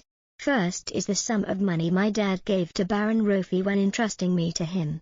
Recalling the scene of Baron Rofi holding that thick stack of money, Namia asserted. I know. But having not heard any news of you for a long time. Where did this money come from? Not a small amount. Dad could not have that much money. I feel perhaps it is money borrowed from bad people. Do you want to borrow money? If want then sign the contract. The worst result is Dad is involved with a criminal organization. Furthermore, the southern region 15 years ago. High probability it was the criminal organization specialized in capturing magical beasts to perform forbidden experiments. Thinking of the prospect of her dad having to suffer punishment, she was a bit afraid. If Dad is truly involved with the criminal organization then it is very difficult to save him. If have a bit of human connection in the royal family, I can still think of a way to beg for him. But the problem is the royal family. Dragon people by nature are already very proud. Furthermore they follow principalism. Therefore it is very difficult to persuade them. But persuading Empress Majesty, the only royalty who is not a dragon person, is much simpler. Namia decided. She stood up and called. Very good.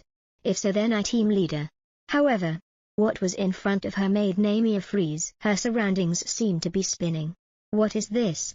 I feel like heaven and earth are turning upside down in my head. Just like the day I suddenly remembered the original story. A series of keywords like rushing waves poured into Namia's head. Scroll. Management Board. Civil servant denouncing. Leading to Empress Bronn. Step Forest. Arrested and imprisoned. She suddenly realized. Wait a minute. It was a civil servant of the Scroll Management Board who denounced. Yet it wasn't some small character who denounced. Not to brag, but I feel in our department no one has the awareness to denounce. That type of person already left our department long ago. She watchfully looked around. In the end, who is it? From the one who is sleeping to the groups boisterously gossiping. Someone in here. Suddenly a flattering voice rang out, followed by the voice of team leader Son. You are so formidable. This is nothing. An accident. Just an accident. Wait a minute. This voice that causes gastric regurgitation is. The person continued to ask with flattery. Why did you suspect Empress Majesty? Not only tracking but also denouncing. You guys really truly have no vision at all. Although the Empress before has never asked about politics. But if His Highness the Crown Prince is no more, then cannot Prince Jaden inherit the throne? You are truly formidable. Team leader Son. Being heard the praise, he became even more delighted. Osan smiled widely but still pretended to be modest. Don't be like that. Everyone paying attention like that makes me unaccustomed. Likes to be noticed more than anyone. She was helpless. Truly good for nothing. Although anyone looking sees it as an effective method. But he always decisively refuses. Team leader. If checking and presenting documents like this, then what do you think? Don't make it messy. Told you to do it, how then just do it like that. Just as long as he sees the result is slightly acceptable. He takes all credit for his part. The report this time is not bad, right? But why did the writer write it as Namia? Change it to my name, then submit it to the top. Progressing smoothly, then it is the credit of oneself. While not smoothly, then it is all the fault of others. Team leader Son. The representative of incompetence. Who is scolding me? This category yet denouncing Empress Majesty. Truly absurd. Namia suddenly realized. Wait a minute. In other words, if this time the Empress is declared innocent, then Son, the person who denounced and slandered the Empress, naturally will be arrested and imprisoned. This matter truly is very good. I once saw Empress Majesty from afar one time. Although the Empress is rough but is a straightforward and kind person. You are so petite, how can you hug so many? Let me carry it for you. Empress Majesty. Recalling that, Namia was even more certain. A majesty like that cannot harm the Crown Prince. Most importantly, if the Empress wanted to fight for the throne, then certainly would not use such a despicable trick. However, she still thought of another case. Maybe would directly launch a coup. Although a bit exaggerated. But the strength and ability of the Empress are not fake. Anyway, I absolutely cannot miss the opportunity this time. Not only can repay the previous favor of Crown Prince Kiros, but also can save Empress Majesty. One arrow shooting two birds. No, right. One arrow shooting two royals. The sky already gradually darkened. The moonlight forever shining into the dark gloomy night. Arnold spoke up. How long do you plan to remain silent? Empress Majesty. He tried to persuade. You must say something so that I can defend you at the court. Majesty. I believe it wasn't you who did it. But if you still keep silent like this, then I also have no way. Do you know that a long time has passed already? Arnold. Manager of the Ministry of Justice. The Empress was not afraid at all and even pointed a friendly finger toward him. Don't talk too much. The person who believes me would lock me in prison. Empress Majesty. Please pay attention to dignity. If you feel you are wrong, then all the more must state everything clearly. Why did your bedroom appear so much poison like that? I have nothing to say. Her words made him speechless. The situation right now is very disadvantageous to the Empress. Being the Empress of the Empire, yet secretly leaving the palace to go to the black market to trade. Furthermore, some poisons in there were also of the same type as the poison that appeared in the Crown Prince assassination event. Arnold tried to advise. If you keep silent forever, then a big matter will happen. Majesty. If you truly wanted to assassinate the Crown Prince. What? How could I? In the middle of speaking, she stopped again. The Empress still chose silence. Whatever you want to think, then think. Why so stubborn? Very well then. This subject begs to take leave. But not much time is left. You quickly make a decision. Right after he left, she started to worry. The Empress frowned. Truly ruined. after finding out, only to discover I am the culprit who assassinated the crown prince. Didn't expect there would be a novelistic title fitting this situation like that. She wondered to herself. Oh dear. Isn't the crown prince doing well? What do I kill him for? Could it be I want Jaden to become the emperor? This year he is only 8 years old. Damn it. As expected, my rotten wood brain cannot think. I only wanted to help His Majesty. She worried more. His Majesty's health is not good. Is it related to poison? Originating from that thought, I only bought so much poison like that because this is the best way that I could think of. I thought just buy it all back, then wait for His Majesty to return to the palace to let him have a look. Like that, I could also help Adwin. But in the end, because of my action, the royal family lost all majesty. The Empress yet is the culprit who assassinated the crown prince. The health status of Emperor Majesty Padwin red alert. Plurrywood is unstable like that. Truly will it not cause any problem? Poran trembled. Although I am only the Empress in name, but I definitely must take responsibility for this matter. Looks like I must keep silent here to wait for death. In that dilemma, Namia appeared like a savior. Do you truly plan to just give up like that? Who are you? Her words made her more watchful. I am Namia, Scroll Management Department. Time is not much. I speak straight with you like that. I have a way to help you win in the trial. Do you want to listen? Chapter 12. Poran seemed to accept reality. Looks like I can only keep silent, saying no word while waiting for death here. Suddenly a voice rang out. Do you truly plan to give up like that? Who are you? I am Namia Rofi, a person of the Scroll Management Room. Time is not much left, so I will speak straight. I have a way for you to win a victorious verdict. Do you want to listen? She was silent for a second, then refused straight out. I won't listen. Based on what to believe you? Could it be listening to you say those nonsense words? Namia secretly praised. As expected, the person who was once called the strongest knight. The spirit is truly extraordinary. The courage is truly wonderful. From Poran's perspective, Namia Rofi. Who is she? Normally just with me glowering once they are all scared to the point of tucking tails and running away. Yet I stare. She is not flinching at all. She asserted. This girl is not simple. But contrary to Poran's speculation, on the outside Namia didn't look afraid, but in her heart it was completely the opposite. So scary. Namia at this time was breaking into a cold sweat. Not like the pressure of a dragon person, but an extreme sense of oppression. Especially that face like a wild beast staring at prey while flicking tongue lying in wait. But I absolutely cannot step back. She reservedly spoke up. You just asked based on what to believe me, right? If I say I know the matter of the Emperor falling ill, then can you believe me? Hearing this, Poran sat up abruptly and scolded. You are truly an insolent thing. Where did you know this matter from? If the trial just starts like that, the Empress will only bear a name of disgrace. Then take it away. I will say nothing. She seemed to want to shout. If I open my mouth, everything will end. The power of the royal family was originally solid, but certainly will be shaken. If so, I would rather keep silent and say nothing. Better to die. Poran ridiculed herself. That is right.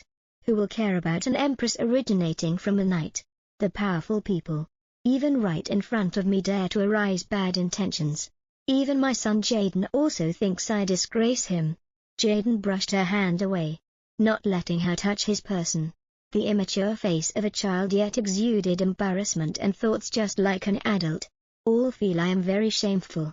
Poran assumed to herself. If I die, for Jaden to speak of, it could also be a good thing. Namia already lost all patience completely. Truly nothing left to say. No. Not only my father. The Empress is also like that. Could it be just needing to be parents then will catch this illness of blind thinking? She spoke up to question. Are you an idiot? What? What? You say you die. For Prince Jaden is a good thing. How can you speak such irresponsible words? She angrily shouted. Even if you die, it doesn't prove anything. Prince Jaden this year is only 8 years old. Mother dying is wanting to protect the child. Do you think he truly will think like that? Have you ever thought of Prince Jaden's feelings when having to live lonely in this world? If having the courage to go to death, why can't you use courage to face them? Poran already softened. You spoke not wrong. Now you can already wake up. It is still not late. Don't be forever stuck in that vicious circle. Quickly follow me. Suddenly Namia realized something and covered her mouth. She was worried because of slipping her words. Every time thinking of father, I again cannot control my words. The idiot is precisely you, Namia. You came here to persuade the Empress. Why drag another person into this matter? Stupid, stupid. In that moment a guard already advanced. Who is over there? The guard already arrived so fast.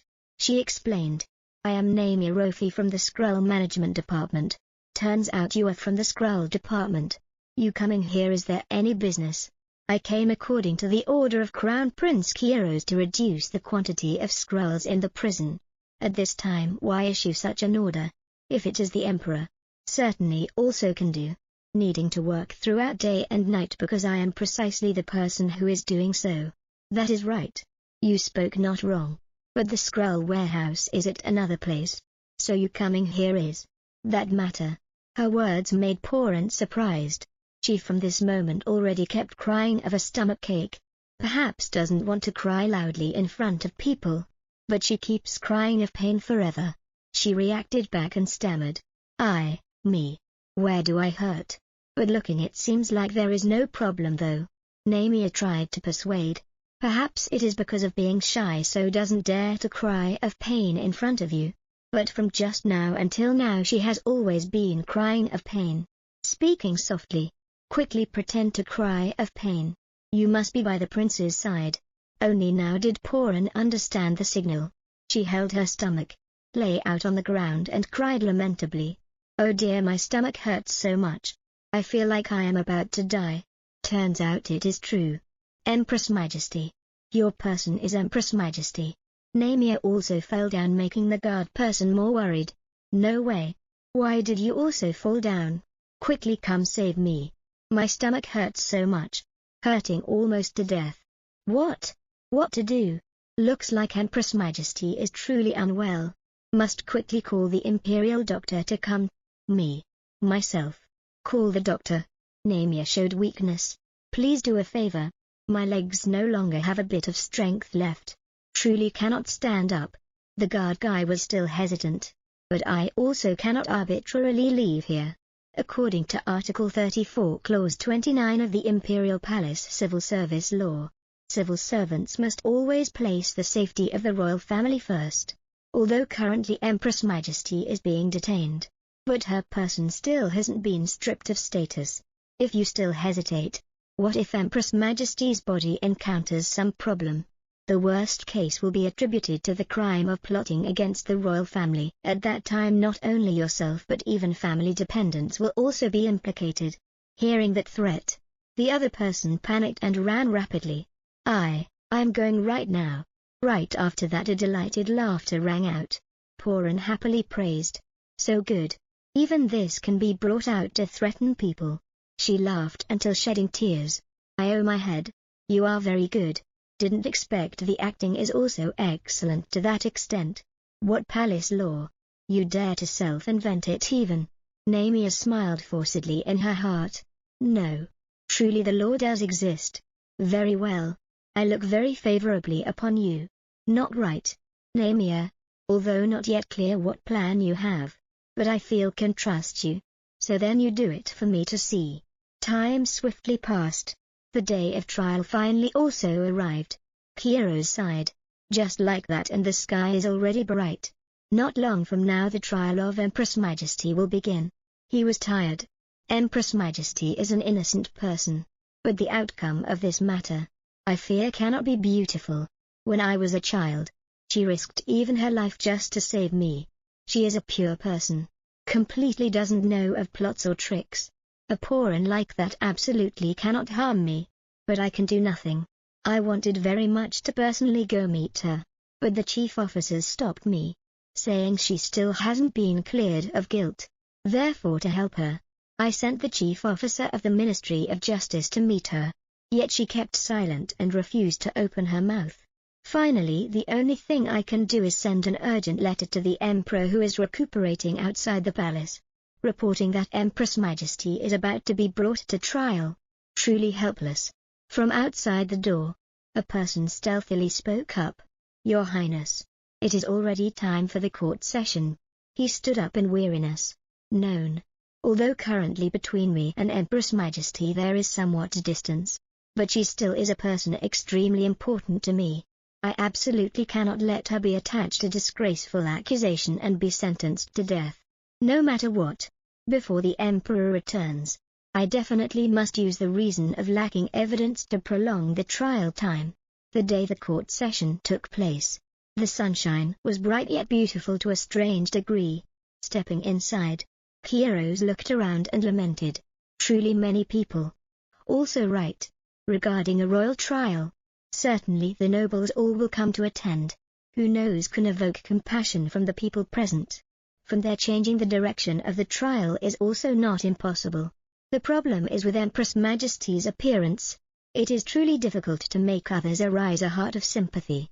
Don't speak of empathy. Just as long as not being ridiculed is already lucky. On this side Porin was not afraid at all but showed interest. This is the first time I came to this place. Don't see anything also finding it strange like that. He was curious. Truly strange. She looks just like that, fearing nothing. If not, then how can Kairos suddenly recognized in the crowd? That is Namia Rofi. Namia was still happily waiting for the trial to take place without noticing the gaze of someone looking at her. Prepared extremely carefully. This trial time I definitely will make it go to victory. The gossip rang out when seeing Kairos sit in his chair to prepare for the trial. Look quickly. They whispered, looks like the rumor is true. Kairos Highness's ideal type, a rumor weak like a withered bean sprout. Withered bean sprout, isn't that talking about me? Namia was worried. They still did not stop. Look at his intense gaze, so envious. Not right. Anyone clear-headed would see that is a suspicious gaze, right? Why do they think that is a gaze looking at the person he likes? I heard the two of them already discussed marriage matters. What? How can there still be this rumor? It was Deborah from the Civil Service Logistics Department who said so at that time. Deborah asked that girl what her relationship was with Kairos Highness. That girl smirked, looking like a winner. So it was her face cold. Oh well, I want to ask about you and His Highness the Crown Prince. No, it is nothing. How could she look at my expression and spread such a rumor? Oh dear, looks like a national marriage is about to be held. Damn it, I thought my daughter had a chance up to now, still not married off. Namia sighed. Using this method to have a relationship with His Highness the Crown Prince is not a good thing. She seemed to think of something, no choice. But that thought was dismissed. Truly troublesome, or just forget it, just a rumor about getting married, not a real marriage. On the other side Kairos Sparkling was sitting and observing. He saw her in the crowd of hundreds. The team leader of the Scroll Management Department actually appeared in the status of a witness, but he does not look like such a proactive person. Kairos kept wondering in the end what trick is being played. Suddenly his assistant's eyes brightened. Kairos Highness, he teased, you actually used such an intense gaze to look at a young lady. Namia, as expected, the rumor is true. I know your eyesight before has always been not very good. I won't count it against you. That person continued. Highness, recently couples marrying are very many. The wedding hall already has schedules up to 1 year later. Wedding hall, therefore why do you talk about this matter? Kairos seemed to realize something. Wait, if Namia is truly the girl I met when young, then afterward we certainly will marry.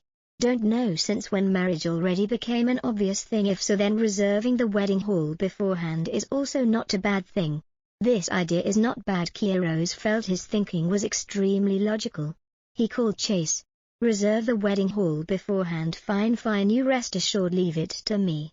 Chase was touched to the point of crying on the spot. Touched. The rumor that your highness has intentions toward me finally can disappear now. There was even this rumor. No wonder he cares about my marriage like that. The boisterous atmosphere completely died down by the sound of the judge. He became serious again. Looks like the judge is prepared to begin.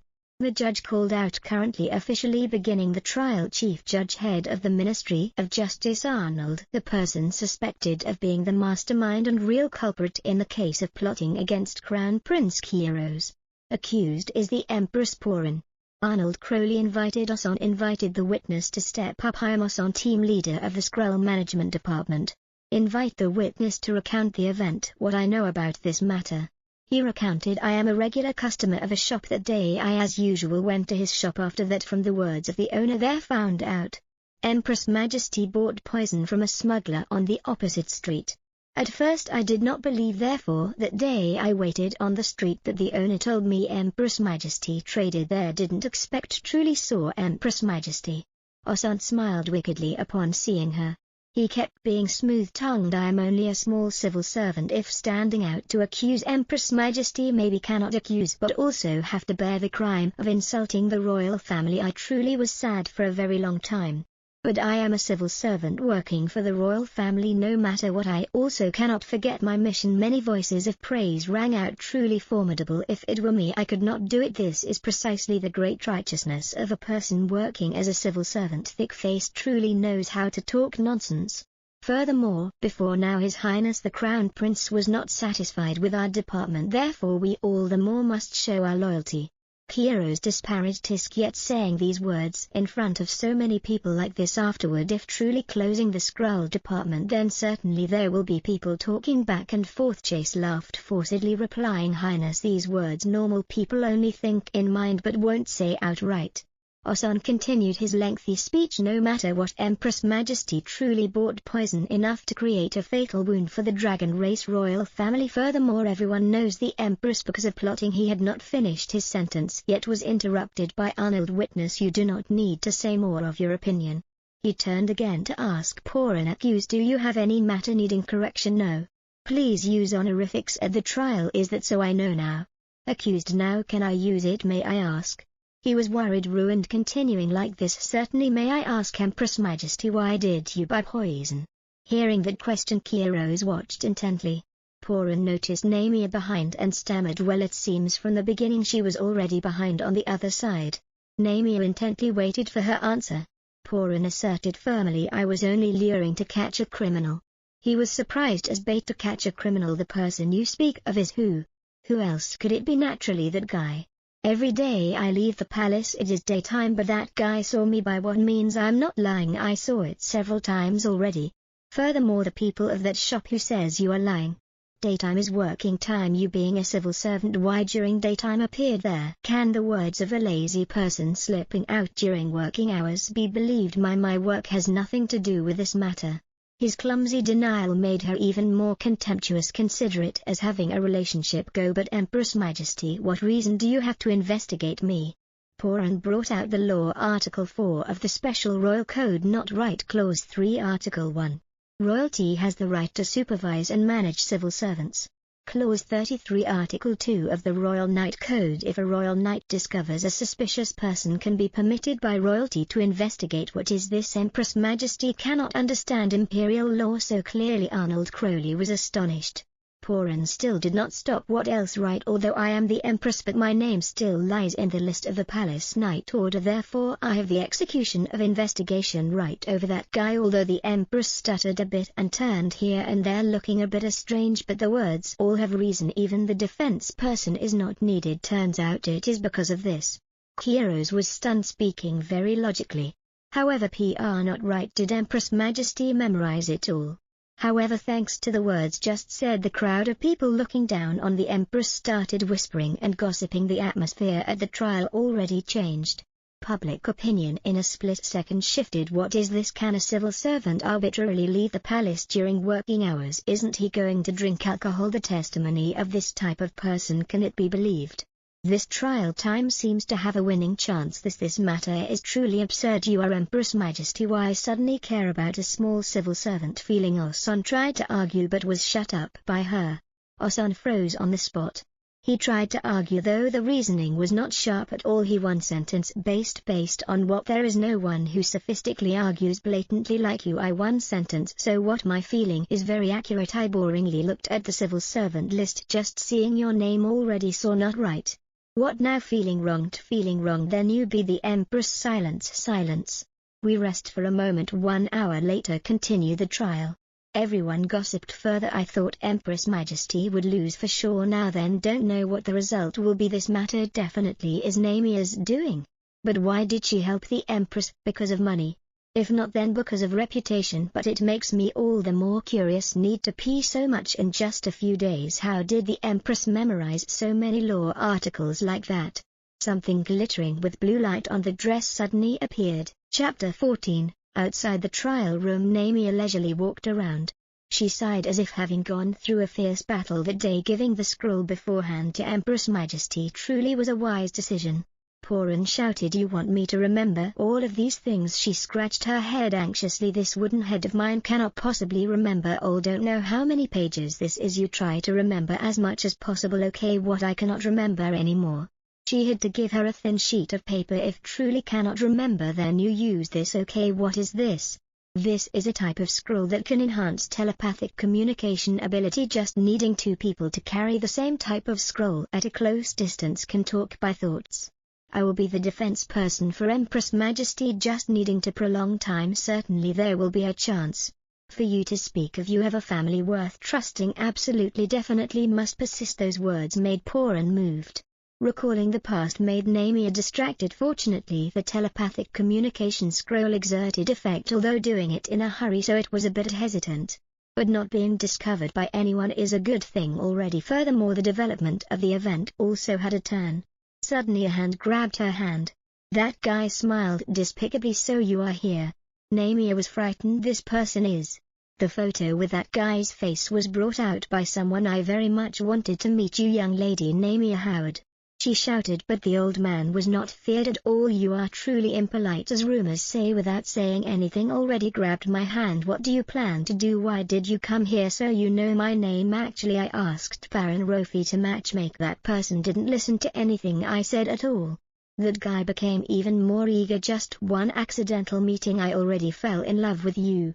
Tired but gentle face, elegant gestures, beautiful youthful appearance. "Actually, if you were a bit fatter it would be even better, but that matter after marriage can be calculated." No matter how impolite, there must be a limit, right? She still politely asked back, "Didn't my father tell you?" "I already stated clearly that I do not agree." "Then the Baron Rofi house is about to go bankrupt. I already cut off relations with them. Bankrupt or not has nothing to do with me. I already told you clearly. Please let go of my hand." "Is it like that?" Ultan tried to advise her. "Then what about if like this? Recently I bought a baron title. Now I am not only a wealthy merchant but a wealthy noble. How about it like that then? Have you thought about the matter of falling into my arms yet?" Namia coldly replied, "Yes, the things I ate for breakfast are about to be vomited out, all while falling into your arms." Hearing that guy lost all face and shouted, You despicable fame-seeking, wealth-seeking guy. I repeat once more, I have no intention of marrying." He went mad wanting to slap her. "You truly are." Namia immediately covered her face in fear, about to be beaten. Suddenly a hand grabbed his hand. A voice rang out, "You are not all right, Master Namia." Kairos, panting, walked over in broad daylight, yet making a scene like this truly disappointing. Keybone. Ultan questioned, You are who? Why suddenly interfere in other people's business? You ask I am who? I am her former subordinate. So what? He still was stubborn. Them the two of you also no longer have any relationship. Don't be nosy, go elsewhere. This kid looks thin and weak, but why so strong? Although being a former subordinate but protecting the superior is an obvious thing. Furthermore, seeing an old man like that in broad daylight assaulting a girl. What reason do I have not to save her? Quickly get lost, if not I break your hand right now. Frightened by the threat, he immediately scared ran away. Only at this time did Kairos turn back to care for her. You are not all right. In the middle of the flower garden the scenery became all the more sweet, making Namia blush. Outside the courtroom, Namia and Kairos walked together in silence. Both simultaneously thought, so embarrassing. I originally did not intend to show up. In that moment he secretly looked at her, but seeing her looking very awkward so could not hold back. But now looking, she seems to be fine. She is his life-saving benefactor, he cannot ignore, but if using the real identity to show up it is not good, so he hurriedly disguised, now also difficult to withdraw naturally. Namia suddenly spoke up, calling Keybone, I thought you already returned to your country. Why come here? I ran here. Is that so? Only now do I understand this person is not good at speaking our empire's language much. The evidence is pronunciation is very good but grammar is poor. Keybone's character setting is a foreigner. She was more worried for him. Grammar all learned from books, so the ability to use words is not very good. What with that face again? Namia immediately switched the subject. Nothing at all. Truly thank you very much for helping me just now. I must help you in every aspect. Is right. Truly embarrassing. Treat him well afterward. It is that strange case again, but everything ending beautifully is good already. No matter. Right, Master Namia, you do not intend to marry. I did not intentionally eavesdrop, just accidentally heard you say you have no intention of marrying. I repeat once more, I have no intention of marrying. He heard the saying just now already. Although it is a private matter, but because you helped me, so I will answer. I don't hate the matter of marriage. Then the thing you hate is just that guy. My family wants me to take him just because he has money. If so, then if it is marrying the crown prince, then how do you feel? You speak of Highness Kairos. Why do you ask me this matter? Truly sudden. Kairos was astonished. He flusteredly explained, in my country, beginning the story with the assumption of marrying royalty is a very common thing, custom of which country don't know.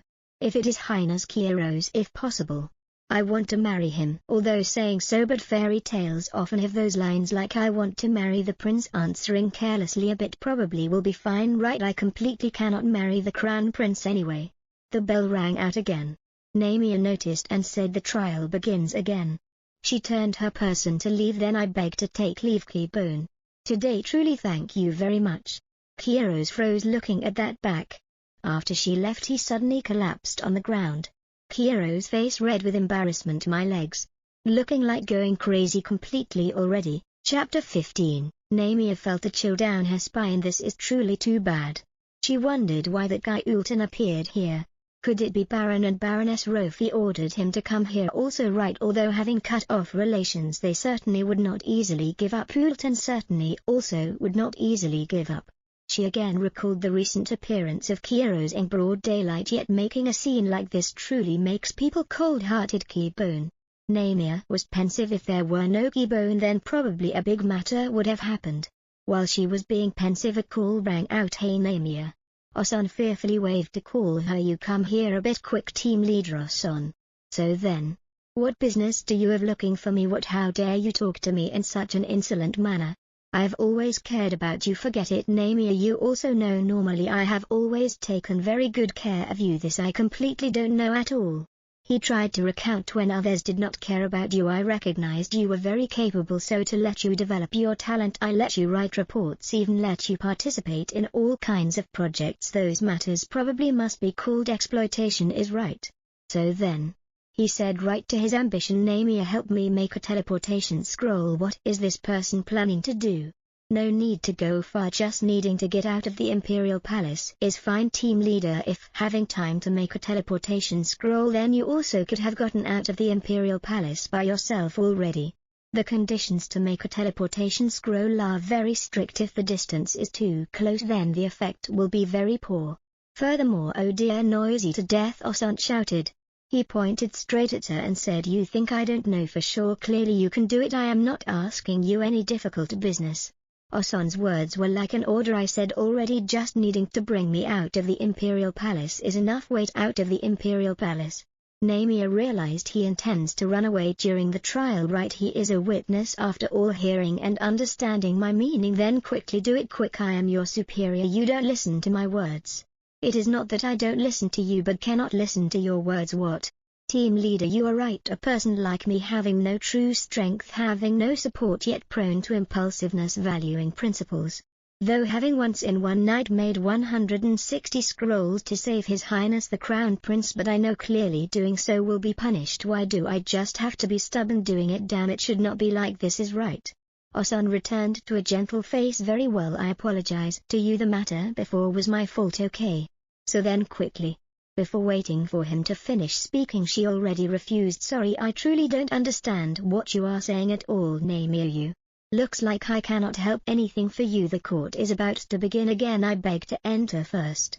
He was angry to the extreme. Who allows you to go grab another side? Kairos on this side was letting out a sigh of relief. He rubbed his hair, then looked forward to it. Probably not late yet. Transforming back, I must hurry. While he walked past, he heard the fierce argument. You say it once more. See, this voice is. Namia tried to struggle. Clearly it is the team leader who made such an excessive request. He also wanted to raise his hand to slap her. You dare to talk back to me like that? She again closed her eyes to take the beating, but in her heart could not help complaining about to be beaten today. Truly encountered this type of case how many times already. Silence. Namia opened one eye to watch the scene. What is this, not beating me? I thought I would take a slap already. Why? Seeing a shadow very much not on the face but behind the back. Fierce gaze. Tharkiro's Highness, this is a misunderstanding. That is right, is a misunderstanding. Misunderstanding. Kiero's cared young lady Rofi, you are not alright. Why would the Crown Prince? He advanced close, requesting I'd bring you to the trial room. Okay, thank you. Still, you two. Don't cause trouble anymore. Quickly go attend the trial. Walking in the middle of the road, suddenly Namia bowed her person, thanking him. That thank you for helping me, Your Highness. Why are you not cautious at all? She was surprised. Just now was also like that, this time is also like that. Why just have to provoke the opponent to make them angry? For what? Why just have to talk much with a hot-tempered person like that? In the end, what am I doing right now? In Kiero's heart was also extremely messed up. Clearly those two people were wrong. Why did I get angry at Namia? Why in my heart is it so uncomfortable? So then my meaning is, why don't you treat yourself a bit better? He suddenly was speechless. Knowing himself was a bit excessive with words, Kiero's turned away, switching the subject. The trial is about to begin. Quickly go back. We only met each other a few times. Why do you care about me so much? This sentence is supposed to be my father saying is right. That is right. Just now was also like that. Now is also like that. Could it be he already saw the scene of me being pulled by Ultan? Cannot think of these matters anymore. The trial is about to begin. I must quickly go inside. After many complications, the trial reopened. The atmosphere was also just like last time. The Empress thought team leader Oson was very suspicious, while Oson insisted he was wrong, but his gaze was full of anxiety. But that precisely was our plan. The first stage, persuading by clear logic to shift the atmosphere of the trial. The second stage, stubbornly arguing to prolong time. Empress is the person who acted more suspiciously, right? Why did you buy so much poison like that? The third stage, selling out the Emperor. It was His Majesty who told me to do it. Porin shouted. Hearing that, Arnold Crowley was also surprised. Well, what do you mean by saying that? She explained the reason why I bought so much poison like that and investigated that guy. All was because of the Emperor instructing me to do so, Master Judge. He was flustered. You saying such irresponsible words truly makes it very difficult for me. Oson tried to cling onto this weak point. Right, that is right. If it was the Emperor ordering you to do it, then now you certainly could not stand here, right? Everyone again boisterously gossiped. That is right, that is right, speaking with reason. But isn't the Emperor currently in the Western region participating in the conference as expected? Saying like that also has a part of sophistry. However, just as my prediction, now the Emperor certainly will appear. Must make use of time. Porin angrily scolded. Without respect. Damn kid, when did you see me lie? That bastard truly is very suspicious. Fine. Arnold Crowley was also panicked. Empress Majesty, please pay attention to dignity. Kiero suddenly stood up. His words made Namia pay attention. Wait. I can testify. Kiero earnestly looked. Namia felt his gaze was also full of questions. She wondered just now, what did it mean? He said the Empress. The entire action of Porin. Suddenly running sounds from outside echoed back. Paidwin ran inside, preventing Kiero's immediately stop. However, it was already too late. All was doing according to the instruction of the Emperor. The entire hall of bustling people suddenly became silent. Everyone was astonished.